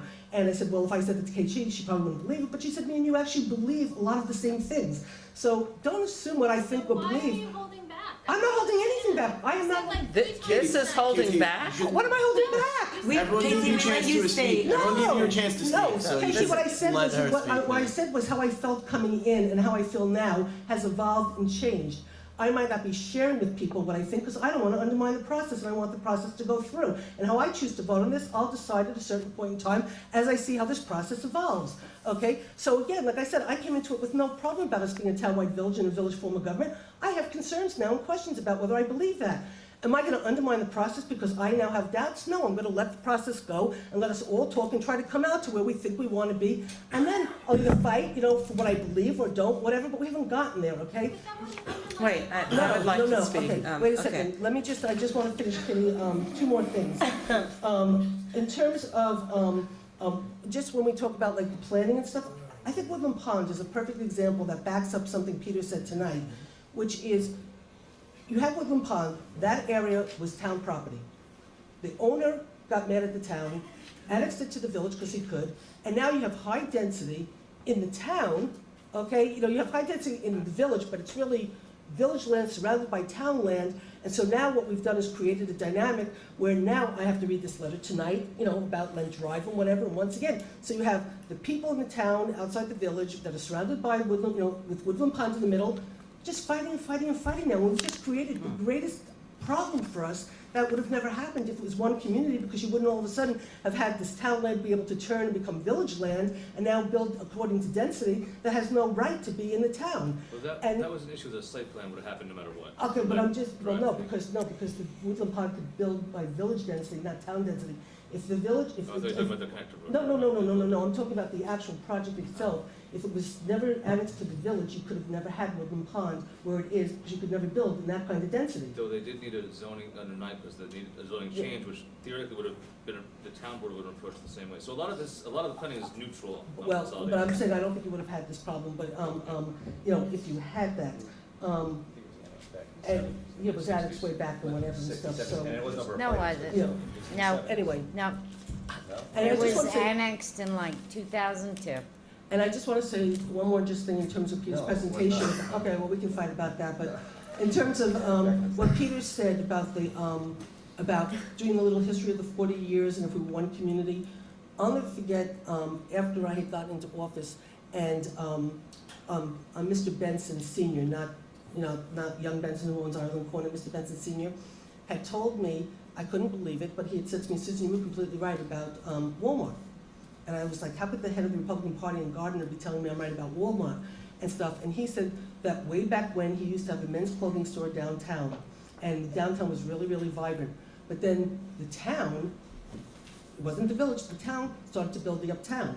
They built Ames Plaza, they built Phase Plaza, they built all these things. He said when those plazas got built, he said the village was destroyed. He said, and it wasn't until 1990 that the village came back and the village started to grow and become the vibrant village it was again. my belief is, if you didn't have a village in a town, Uptown would have never developed the way it would, because it was one community. You would have had people believing, well, what should we do and how do we develop, this community, taking into account the village base and the village core. So I sort of understand what Peter's saying because of of what Mr. Benson said to me all those years ago. If we were one community, we would have planned as one community, and I don't think we'd be the hodgepodge of some of the stuff we have now, because we're two governments that are trying to decide the future of our community. That just is my belief, and so I back up Doesn't with that Peter. work both ways then? What way? Just because we plan together doesn't mean we plan well. I mean, it could have been the downtown was torn down for strip malls and. That's very, very McDonald's. I'm not saying So that it could have I'm, gone either way. it could have gone, because it Because depends that's on what I the understand people. about values. It depends on the people that you elect. I agree. I wanted to respond to Don Kerr before he leaves, because, you gave us your 30 seconds. But I was puzzled by your statement that you would feel better having the village board supervising or having oversight of the police department as a village We'll leave it to resident. you. Well, it goes to the taxation without representation point. In a larger body, in a consolidated body, village residents would have one dedicated trustee, or maybe two dedicated trustees based on where they come from, who would be elected to represent the village per se. So these changes are made, and the villagers have one dedicated representative. They may get lucky and have other people who represent their interests, but they have one dedicated representative on the new But board. why is and that right now they have different? 5 dedicated people on their own board. But none of the village trustees have any Same. oversight over the police budget. Right, but what That's was, right. what is But proposed so I just is- want to understand why. The threat Why was is made it- last meeting, Oh, and what it was did said it several say? times, this is not a threat. But the threat was made several times twice last meeting, that if consolidation doesn't happen, the town will just cut the police budget dramatically. I wish some of the village representatives had been upset by that, but a town representative said she was threatened by that. I was threatened by that. So let's say we get consolidated. What's to stop this new body from doing the same thing? And instead of a situation like now, where we have a village board to deal with the results of that in a way that protects the village residents, we don't. Isn't the population center in the village Mhm. though? So Yeah. wouldn't a large portion of the voter base come from the village? So that means It's that pretty people equal. representing Yeah. It's people pretty who- It's like 50-50. But you know what I have to say? Okay, so even regardless, I mean, we're voting in town elections now, Yeah. so values that hold true for people who care about the village, you're gonna vote based on values. So if you believe that we should keep the police department the way it is, then you're gonna vote for people who believe in that issue. Some people vote on taxes and money, and the positions put forward at the last meeting were very much based on money. But still, that's one Well, person that's of one 5 value. people, okay? And that's one person, and Don, when I was supervisor the last time, both times I served, there were 3 people on the town board that were from the village, but they were on the town board, but they lived in the village. The statements that were made about cutting the police, the statements were made, and I represent all the people on the town board. At least, I think both people who spoke said that, about that position. I'm pretty sure, I'll have to go back and watch. Anyway, that's where that came from. I am concerned about the fact that bad things may happen to the village based on cutting of various budgets. And if we have a village board to deal with the aftermath, I feel better about that than having a larger board with one representative in the village. In that scenario, I do not feel safe. What about in terms of the wards or districts and having representation from the former village boundaries and the former town boundaries? And if that's, just asking, is that something that would make people more comfortable with village representation? There hasn't been enough discussion about how that would flesh out. I know, I'm asking because we don't know yet, and that's part of why. Well, you shouldn't be scheduling any referendums till you do. I'm sorry, this is just going too fast.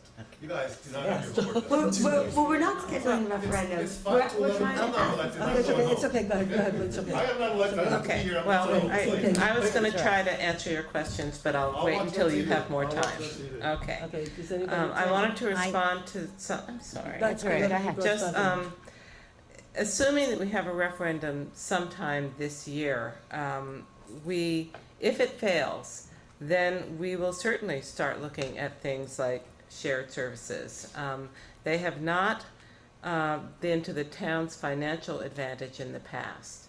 So But we do need time between a failed referendum and the town budget to negotiate any new shared services that might have emerged as a good idea if the consolidation fails, and DPWs and those kinds of things. So I would just ask everybody to put that in their timeline, that if the referendum fails, people are not wanting to consolidate, then the town and the village need time to work on the things that have been identified as things the town and the village would like to share, and get those IMAs hammered out so that the town's budget can reflect them when it's due in November. Jean, you can talk, but then I want to respond. That's Kitty's opinion. Okay. Go ahead, Jean. Okay, well, in terms of Kitty's opinion, I think that it might take even a year longer than that, depending on when the referendum is. Even if the referendum fails, is that still, we would need more time to concentrate on what specific services we want to share, and then we have to figure out the financial implications. But that wasn't what I really wanted to mention, and I'm sorry that Don left, because I think you also made a comment, but in particular, KT and Mike, you both made a comment regarding you would never trust anything, a budget that included the citizens empowerment money. And I just want to clarify that the Finance Committee never included the citizens empowerment money in trying to reduce that budget. They never used it. I believe we were at a joint meeting here, and I'm pretty sure it was me who said, why are we not budgeting for the $1 million? Because I only do a budget one way, and that's realistic. So although I do understand the concerns about using state aid that may not be realized, I want to get the onus off the Finance Committee, because it wasn't them. They didn't try to balance the budget that they created with the Citizens Empowerment $1 million. I believe it was me who brought it up and said, why don't we slap that $1 million in there? I'm pretty sure.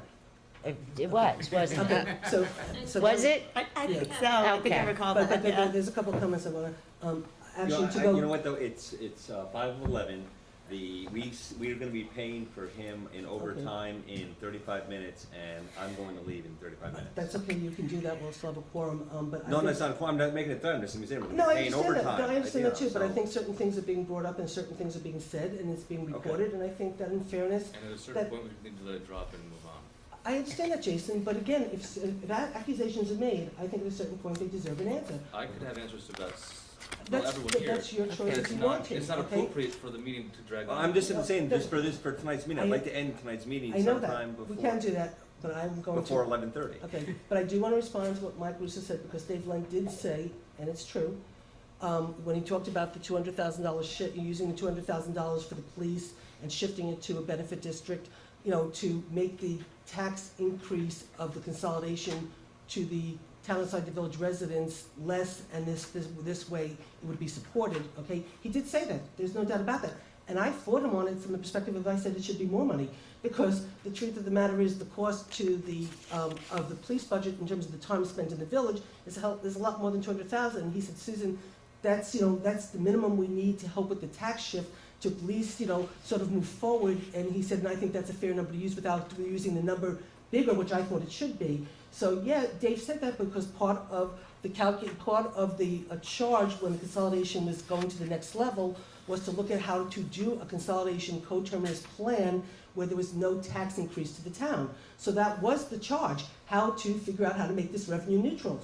So Dave felt that the police shift was fair, which we've been talking about for a long time, and we talk about it on this board, and we talk about doing BIDs and all this kind of stuff, so it's nothing out of the ordinary, and he actually took a conservative number, because if we used the real number, it would be a lot more. So he did say it, you're right, but it wasn't done deceivingly or whatever, or it was from Dave's perspective, in order to accomplish what was the charge, to make it cost neutral, he felt that that was a fair way to do it, and I said to him when he explained it, okay, I can buy what you're saying, even though I believe it should be a lot more. We So I just got wanted to move on. So I just wanted to explain that, okay? Got to move on. And let's.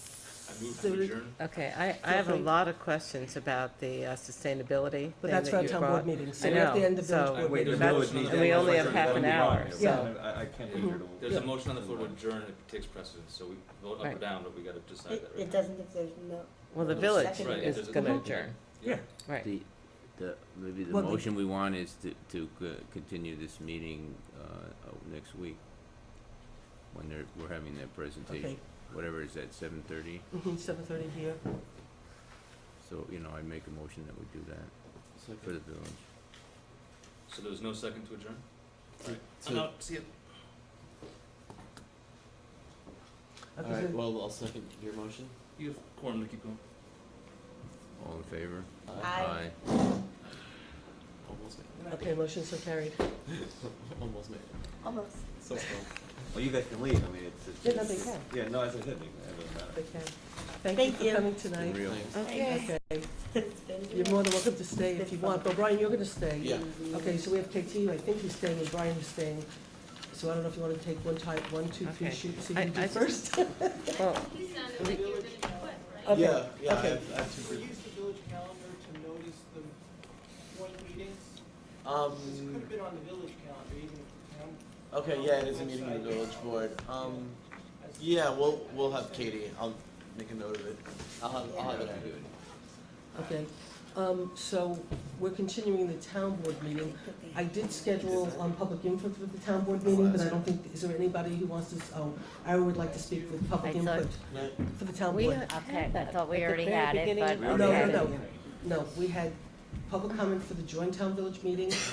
I had it scheduled for, because I left it to 15 minutes, because I didn't wanna make Jerry and Peter wait for so long. I said, well, I would put 15 more minutes for the joint town village, and then we Okay, have now public okay, comment all for the right. town. So he wants to talk about a specific issue on the town. First off, Into the mic. Huh? Gotta get closer to the mic. First off, I'd like to thank the board for putting the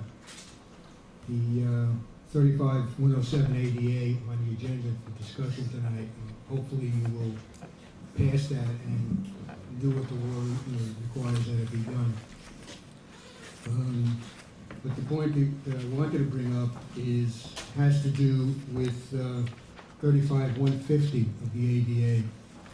Back in August, I presented to the board documentation regarding your pool and its compliance to ADA regarding the ramp and other accessories that had to be completed by January 2013. At that time, I was told to look into it and get back to me, whatever. We're now almost a month past the time that it should have been done. I don't know what's going on with it, but I said the only advantage that I feel that the people who are disabled or elderly have is whereas the town board can ignore and us residents can only sue, we have the DOJ on our side who will look into it. It's a simple matter of complying with the new law, which was supposed to be done 2 years ago, and it has to do with old pool, any facility, town pool, has to have these things, and they were given until January 2013 to bring the pools up to date. Now, as far as I know, nothing's been done, and as far as I know, right now you're not in compliance with the 2132. And I would hope that the town would proceed to, look into it and do what's necessary. I mean, now's the time to do it when the pool isn't in use. Like I said, I had suggested it in August because I figured you'd be closing the pool down in September, October, November to make it compliant. Thank you. Ira, can you just say? We have it, okay, fine, okay. Do you want me to speak during public comment, or No, I would rather, because I think there's gonna be a little bit of a discussion, because I know you're doing some stuff, and then Jeff and I had conversations, so I'd rather you be part of the conversation. Okay. So if nobody else wants to speak, why don't we just get right into the website? I know that you've been doing a lot of work, so why don't you update us first, and then Jeff and I can update you on what we found out at the Association of Towns. Okay. So there's actually two things I wanted to bring tonight, but first, is the web thing. First of all, the village has been looking to update its website. We signed a contract months and months and months ago. The contract was not executed. Eventually, after there was some research done by the clerk and the mayor, we come to the point where the other stuff is not going to work out. So we're at the point where we're ready to execute the contract again. Also, we are reevaluating, it's budget season. We contract with TechSmiths. They were giving us 5 hours a month for somewhere in the range of $500 for tech services. So 5 hours a month for the entire village. There's tech meetings that the mayor's been holding with the clerk as well. So, we've been running low on hours. It doesn't really provide much to move forward in the way of, the goals we want to achieve. So the mayor asked TechSmiths to propose a new contract with more hours. It was 15 hours a month to the tune of $1,500 a month. And again, it's only 15 hours. So considering those two things, and then based on, at the end of our last meeting, I spoke with Susan briefly about your guys' web situation and the security updates that you have to make and the money you've put aside. And I told her I would speak with Carol Connolly and maybe come up with some sort of solution. At the last village board meeting, I proposed creating an ad hoc tech committee with some of my colleagues who are computer science and IT people to evaluate the needs of the village and possibly the town, depending if you guys wanted to take part in that, to evaluate the needs and then come up with what I'm hoping for is creating an IT department within the village. So, as opposed to having someone provide, 15 hours a month, I was thinking something like along the lines of part-time, someone who's there every day of the week or 4 days of the week, providing more hours and helping us move forward on certain items. For example, online bill pay is something that I really want to see for water, sewer, taxes. Eventually less people with desks, more money coming in, less money spending in mailing, things like that. So the village board agreed with the basic premise of it, and I told them I would come to you guys and see if you were interested in having this tech committee come together and evaluate both. And I was going to ask one of the town board members if they wanted to come and be a part of this and help bring in some information. We would evaluate it. We would come up with some sort of recommendation.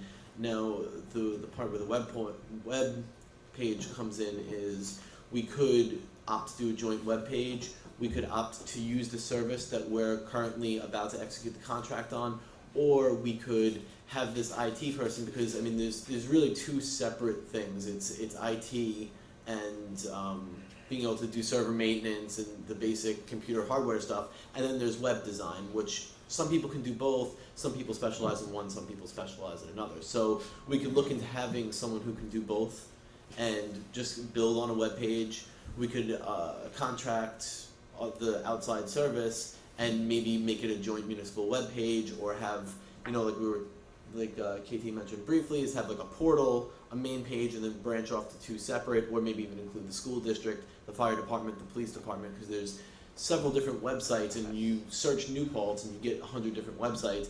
Maybe we should have one main page that says, if you're looking for parking permit, do this. If you're looking for parade request, do this. If you're looking for, pay your water bill, do this. Parking ticket, do this. And, and try to navigate that way. So basically, I grifted my colleagues into doing this committee now, and they've said that they're all willing to do it. So I'm coming to you to say, are you interested in taking that route? Are you interested in possibly going another route? What I was thinking in the long run would be maybe 20 hours here, 20 hours at the village. So it's kind of a full-time position, but it's 2 part-times, and we're not like paying the full-time status, but we can share the person. Like we can find one good person to do both, or I guess we have to evaluate what those needs are. Is basically it. And and the other I was just gonna say the $20 an hour, and Oh. because it Oh, right, roughly right, that's a good evens out point. to Right, and $1,600. $1,600 a month would be $20 an hour, 20 hours a week, and that means you're getting 80 hours a month versus 15 hours a month. So you'd be paying $1,600 instead of $1,500, but you'd have someone there for quadruple the time. And the one other thing is, and we could talk about this briefly, is considering in the meantime you guys should move to the Google Drive, and so at least you can post onto your website currently. Yeah. So yeah. That's basically, and I'm sorry I didn't get to write something up for you because this was. We're not as particular as you guys are. So, well, I'm so glad there's any light at the end of our website tunnel, because it's really pretty I just wanna shut our website. bleak. Yeah, 'cause I just want, like, right now, I just wanna shut down our website. Yeah, I'd rather have it say under construction than what Right. you get on there now, Right, because because nothing opens. Carol, poor Yeah. Carol has wasted more time of her life Oh, please. on our website. Yeah. I mean, I feel bad for her. She's wasted more time on that than she should have, and it's frustrating. The only thing I don't like about it, Brian, and I would love to sit on it, and just for the sheer fact, just so you have representation of us, and my input will be as minimal as possible, is I'm not in favor, though, of making someone a employee. I don't think we should be growing, 20 hours a week is not 20 hours a week is not 20 hours when you factor in vacation, you factor in cost of benefits, when you factor in, it's not, I Well, that's why I apologize, want it to $20. be a part-time position, not full-time. It's still not $20. When you factor in health benefits, if you factor in vacation, you factor in those you factor in retirement, those $20 end up costing you about $45 an hour.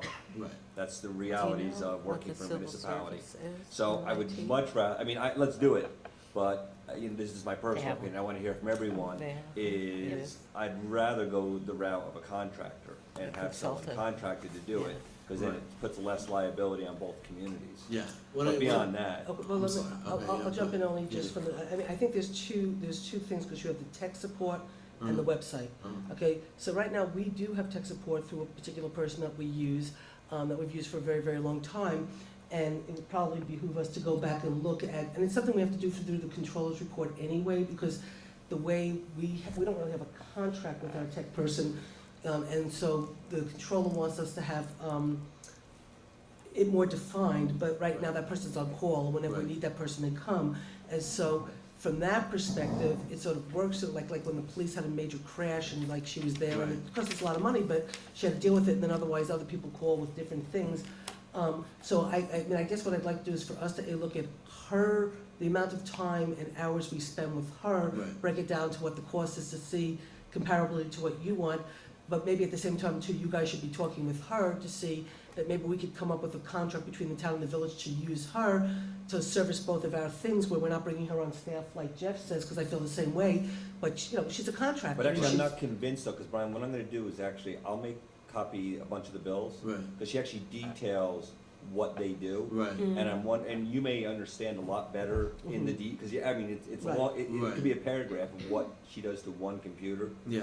and then you might be able to take that and say, you're paying too much. Right. Or you're, Because Right. when I because I don't honestly know. what- Right, When right, I that's why spoke- I'm saying, yeah, we should assess, look Little at, bit yeah. When more. I, when I Maybe spoke Mike would with have- Carol, she said the hourly. She explained to me the hourly rate, Mhm. and then she explained to me what would you guys are going to need to do to upgrade your security, And that I want to talk about in a second. and Go the ahead. cost and the hourly cost of that. Well, I want to talk about that in a second, Okay. because I think there's an opportunity for town and the village, from what I learned yesterday at the Association of Towns, on Okay. on that particular part, and Yeah. I'll get to that in a second. Okay. I'll go to the website. Yeah, the and- controller's writing a whole security piece. Well, it's not even just so much that, it's also that what was said in the consolidation meetings, funny enough, I think it was that, or it could have been with the controller, but in one of the meetings, they talked about the fact that the controller's office has been coming down on towns all over the state, and almost every controller's report now talks about IT and the problems with IT. And so you're right, they're working very hard on coming up with some thing, some program, and they're saying everybody's got problems, and so luckily it's not just us. There is, the one thing that I learned out of the Association of Towns meeting, at least while Governor Cuomo is governor, the commitment to money for anything to do with consolidation is very, very, very big, and the money is there. And they talked about things like, that was really interesting, that there was BOCES, one of BOCES districts they got money from the state because it was consolidation. They were consolidating all of the school districts' computer systems just from the perspective of that when school districts leave at night, a lot of people don't turn off their computers. So there was a mainframe in BOCES that at a certain time, like 9 o'clock at night, any computer that wasn't shut off got shut off. And they got money from the state to create this new system because they were consolidating all these school districts with computers and stuff. And that what they found out is after they did it, that the savings the school district realized was even greater than they ever dreamt, and it was even more successful than they ever thought. So I do think that there's a possibility. I don't know if you have problems with your IT in terms of your security or any of that kind of stuff. I mean, if that's a problem. I mean, Did we haven't come back heard your anything from the auditors? comptroller, and we just recently had a pretty major upgrade to our servers and all that. So I would assume not, but Uh-huh. I don't. I mean, know only that. just because there is an opportunity to get the money from the state to do what we need to do Right. if we do it with somebody else, Right. you know. So I throw that out, but but Jeff and I did talk at the Association of Towns. There was, and I specifically went through the expo looking for somebody who does websites, and there was somebody there who, all they do, which I happen to like, was the fact that they only do municipal websites. They don't do private websites. It's only municipal. They do 400 municipal websites, whatever, and that's their, and so they said that they could do, now they did say these people were talking to Amanda. What's the name of the company? I can't, what was it, do you remember? There you go, there's a flyer right there. Now, they did say that they were talking to Amanda and working with Amanda in terms of trying to come up with a site for you guys. Right. And they were doing a lot of work, and then at some point, all of a sudden, it's just like it stopped and they never heard back, and Right. nothing ever happened. And I said, well, Amanda did leave, and that could be why you never heard back from them. What they did say that what they could do, okay, is they could create a site for us or a site for you. They also said we could create one site similar to what KT was talking about, that they can do one site with one landing page. Right. Then the village has its own portal, the town has its own portal, Right. but you go to, which in some ways could be really good, because if you're looking for a marriage license, go here. If you're looking for a dog license, go Exactly. here. If you're looking to go to the courts, go here. Right. So if they go to one site, then they get directed to which website to go to, Right. which in itself could be very, very helpful. Right. Now, for them to develop a new site for us, and they actually said that they could create a mock site for us and even show it to us Uh-huh. before we even agreed to come on contract. Sure. And they could come up and meet with us. Right. They said it would be $6,000 for them to create a brand new website for us, Uh-huh. which I was like, because I kept hearing so much money, Right. $6,000, and they said, but if we work with the village, they said, the village site would be probably less money because you have less people, but then they would reduce the overall cost to both of us if we did this together. Right. And so that seemed to me, because right now, there's the tech needs, but there's the website needs. Right. Okay, and so for the moment, we're at least okay with our tech needs because we have our person. How we could make that more effective, efficient, and work together, that's like Jeff will give you the bills, you'll look at that, you'll see what you think, see if there's a problem. Maybe you want to use her, maybe we shouldn't be using her. So that's one conversation we should have. But I think we should basically try to invite these people Actually, up. Brian, you wanna keep that, and I'll forward I you can her give you- contact yeah, I one, can you wanna give keep you that. And I took stuff too, But so. we run on average, it actually probably makes Jean ill now that she signs in too. We run a couple $1,000s a month in emergency repairs. Right. And Yeah. everything from phone calls to coming out to paying $100. So I don't have any problem with the money that you're talking about. Right. It's just that I would like to keep that contract relationship, and you probably know that better. And if you want, so this would be like purchasing a site, This is a site. and I don't know if that's the best way to go, because like you said, Right. there's one part is web design and the other part is maintenance. Like, Right. we just bought a new server. Yes. Okay. Good. We just got Great. a new Dell server. It's in you'll see it in the bills, yeah. And we got a couple other things. So I think we're on the right way on the hardware. Now our next piece is getting all of the software, and Upgrading the security. it seems like you have a much better hand on the whole web, building the website, and then who's gonna maintenance it and how making it user friendly. And that's So- what we don't have. Right. So what I would like to suggest is I would really like to get them to come up Right. and meet with, you and Ariana, whoever on, the village is Make looking your at this. present, And or then we always just meet, let's just make a presentation. Or they If have you think one. they're worth it, I don't Yeah. honestly know. I don't know Well, what I was about going to say is that Amanda and Nora called in this company and two other companies. The one is the one that we selected, Revise. The reason they chose Revise is because the back end of the software is very simple to use.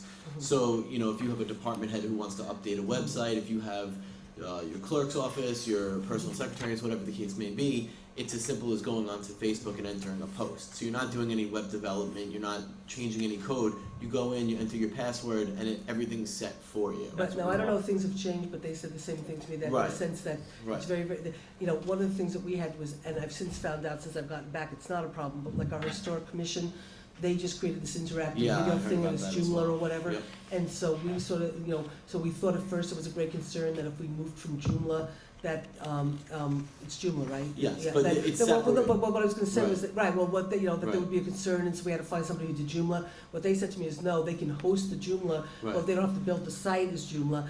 And actually, what I've since found is they're not married to Joomla anyway, so it's no longer a problem. Right. But he said that, you know, basically, it's very, very simple to use, that anybody can use the system Right. they set up, and they said that what they also do is everybody gets different passwords. Right. So everybody can go in, do what they have to do, and then when you get new people coming in, or you wanna add new, you know, new pages, you just have to give, Susan, you know. I think So- probably we should look at this. Yeah, Yeah. I'd be interested though in a proposal from this local group. Uh-huh. As long as they're willing to come in as consultants. I just don't want to go down the road of civil Which lo- service, no, there's no IT. local group. No, she's talking about two different things. No, but Yeah. she's Building talking a about website. what Brian's Tech talking support. about, the $20 an hour, That's 20 tech hours a support, week. that's not website. Well, it can be websites. Uh-huh. It can, That's well, what I thought. The See, one here- thing, I'm sorry. So the one thing that is about this that would be different from having our own person developing the website is with things like this, they have your website in their system. So like, let's say 5 years down the road, you want to take your code and move elsewhere. You can't just pick up and move. Like with our Joomla site, we should be able to, I mean, I don't know how married you guys are to it anyway, but you should be able to pick it up and move somewhere else. Our site needs to crash. Right. Our site needs to go on, it's. I think it's going to anyway. Our site, you're absolutely right, our movie, it would cost us more to move our code off of their server Yeah. to someone else, absolutely, what we currently have. Right. What we currently have is junk. But I will say, the one thing that he did say to me that I really liked was when we just had this last storm, Uh-huh. you know, our server went down. Right. And our server wasn't up for 3 days, and we had to create alternative emails, Right. you know, just to even be able to do email.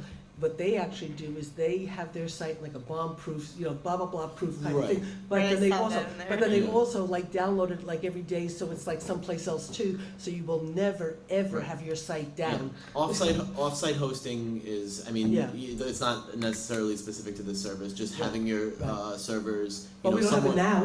well, right, but having it somewhere in New Jersey or paying it's a Right. very small fee Yeah. to do something I like would that. just like to get a couple of different offers, We just because. we just have to get this going. Oh, I know. So for Plan A, Right. for the immediate crisis is, thank you for your offer of allowing us to put on our one static web page. If you want to know anything about what's going on in the town of New Paltz, Right. go to the Village of New Paltz website. So that would be Right. a great thing. And your calendar can show when town, I mean, I couldn't even find any calendar Our dates. calendar's gone, somehow our calendar calendar's got gone. wiped out. Right, that, Yeah, I that went noticed down. that. So, Our calendar Um, disappeared.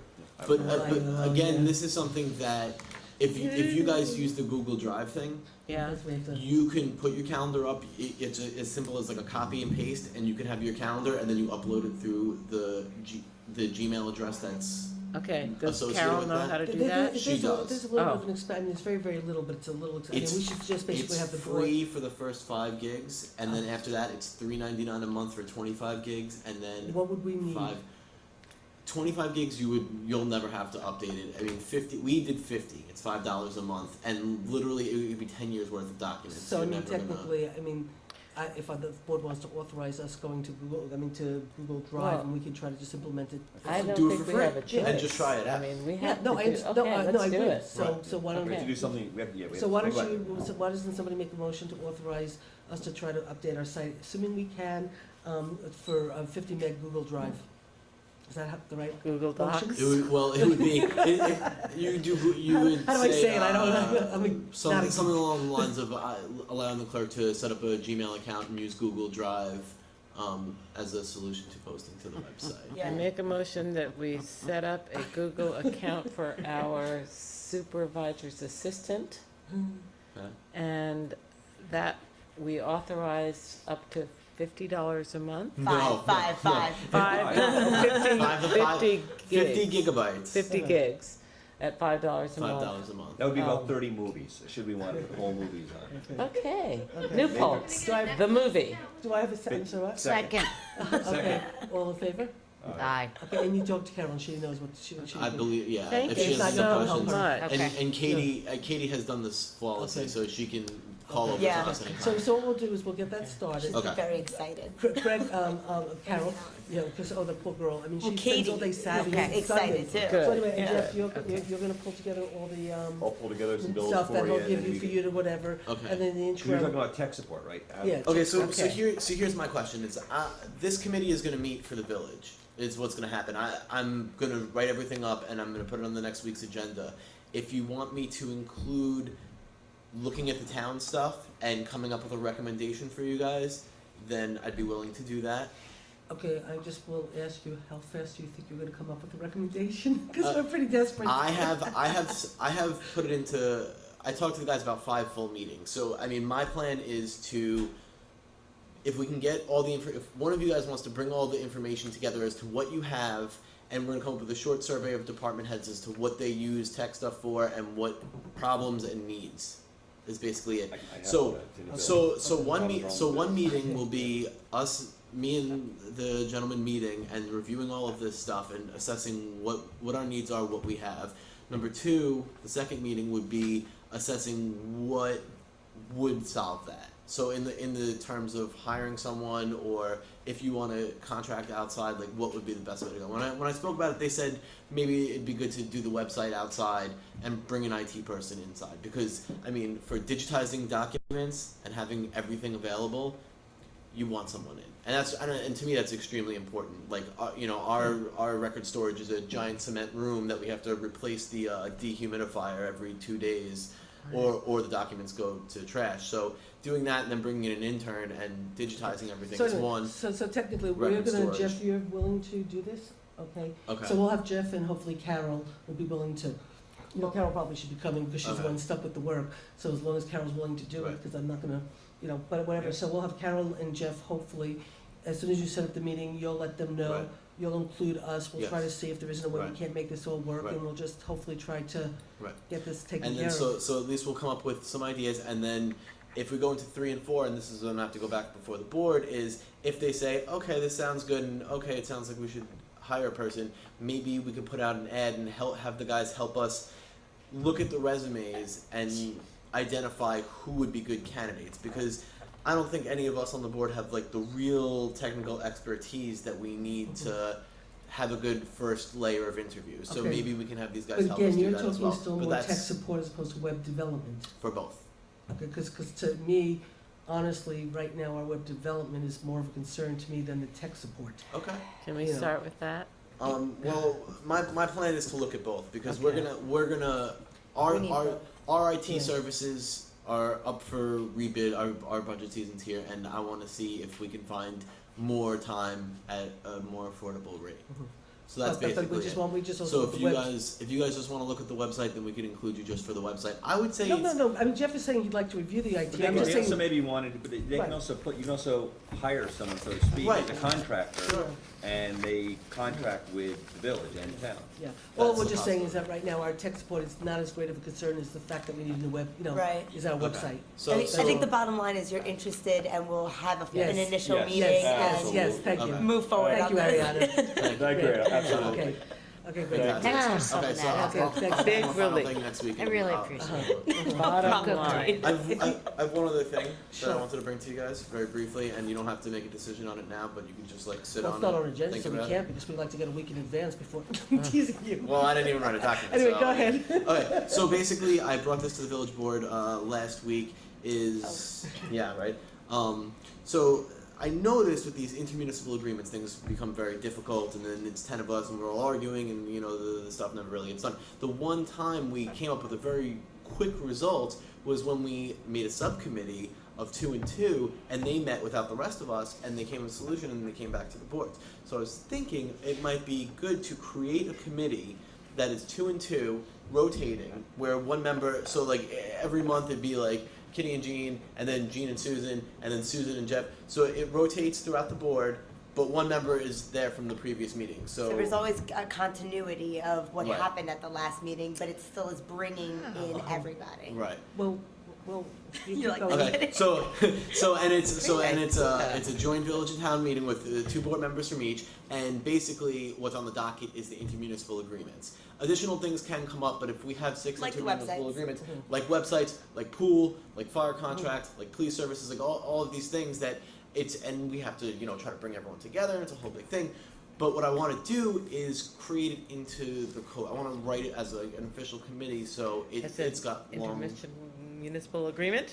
That we No, form committees for intermunicipal agreement? like 2 separate laws that the town adopts and the village adopts to agree to have this joint committee to examine these things. That doesn't sound like you're very optimistic about consolidation. If consolidation happens, this can be a very good Segue. into consolidation, and it can help develop these ideas more, because we're going to have a lot of things that we're going to have to You discuss. have an attorney on retainer, and we don't. Yeah, just one of the things I want to, Okay. one of the things I want to sort of understand, We'll draft because you're it, give you a saying, copy. because you're saying rotating, like 1 month these people, 1 month whatever, because I'm pretty much on the same place that you are about the subcommittees, because honestly, other than consolidation, I don't really want to meet with the village board anymore, no offense, I love you guys, but I mean, to have those kinds of meetings so we can fight over and over again about the same things, it's like we all have. It's terrible. It's horrible, it's horrible. Right. So I sort of was, coming to the perspective of subcommittees, well, firstly, that's why I said I didn't necessarily agree with what Kitty said, because I don't, how I feel.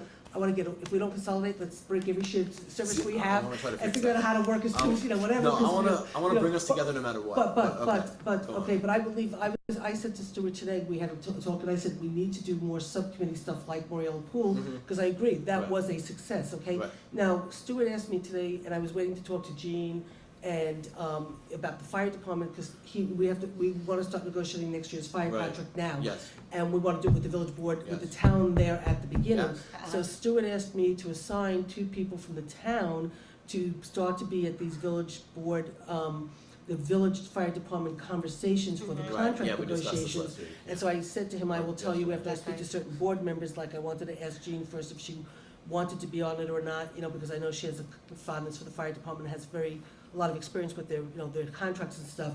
So we were gonna create a subcommittee for the fire department.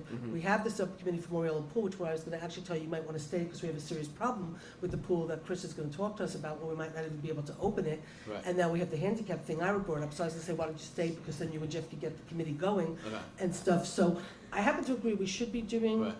subcommittees on as much stuff as we possibly can, whether it should be an established committee that meets the way you explained it, I don't know. Once a month. But I absolutely agree, subcommittee for Okay. anything we want. It is 11:30. We are now officially into overtime. KT, I think we can let you go home. I don't think we're going to get to your thing tonight, because we have a ton of other stuff to do. 2 nights in a row, school board did that to me last night. It's okay.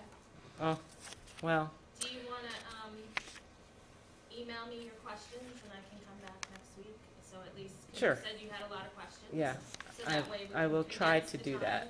Yes, I will try to do Well, that. that It would doesn't have to be pretty.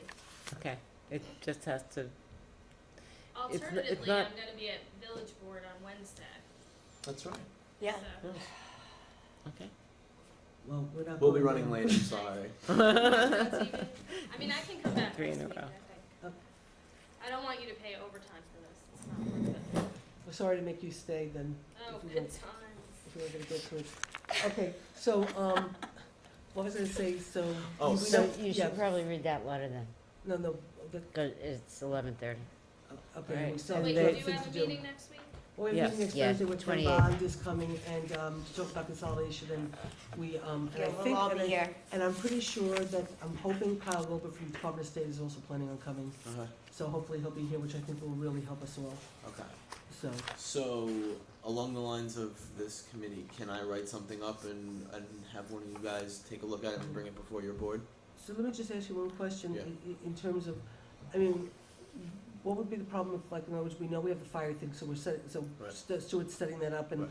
two people, you know, so we'll have the subcommittee that's doing the fire department, and however many meetings that has to be, Right. those people, two people will be going. Right. You know, we've got Moriel Pool, we've got our two people, and you two, that's already working in a sense, you know, and so that, you know, that committee can keep meeting, so, you know, I don't know what other agreements are coming up or that we need, you know, It would just be a more ongoing way of Mhm. dealing with things and a way to involve everybody and not put the burden on anybody in particular so that, you know, if, I mean, and maybe there are people that would be better for certain things than others, but that's part of why it is rotating and it would be flexible where it's, you know, say 2 months in a row we're gonna be talking about the fire contract, maybe the same two people wanna come those 2 months in a row. But the thing with that is, I mean, when you do the fire contract, you know, you might schedule more meetings in a smaller period of time than we're waiting every one Right. meeting once a month, because then you might not have a fire contract for 7 months,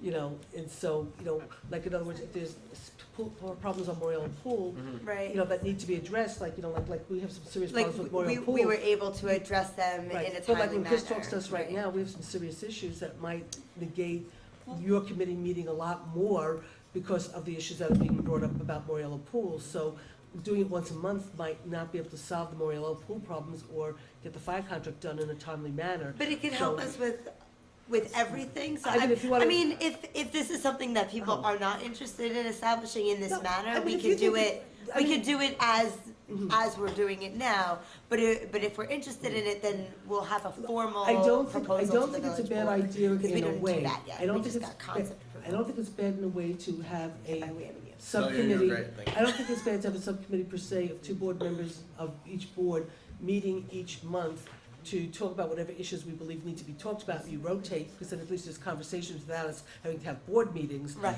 You know, so from that perspective, and not leaving it to IMAs, but doing it on the bigger thing, but still letting some of these, like, fire contract get negotiated with the team, the Memorial Pool be dealt with the team, but then those issues could be brought to this, you know, whatever.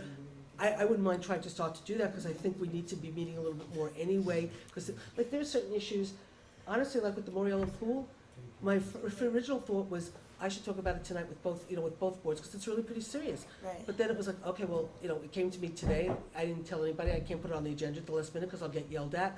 And then, quite frankly, the truth is, my sort of attitude was, you know what?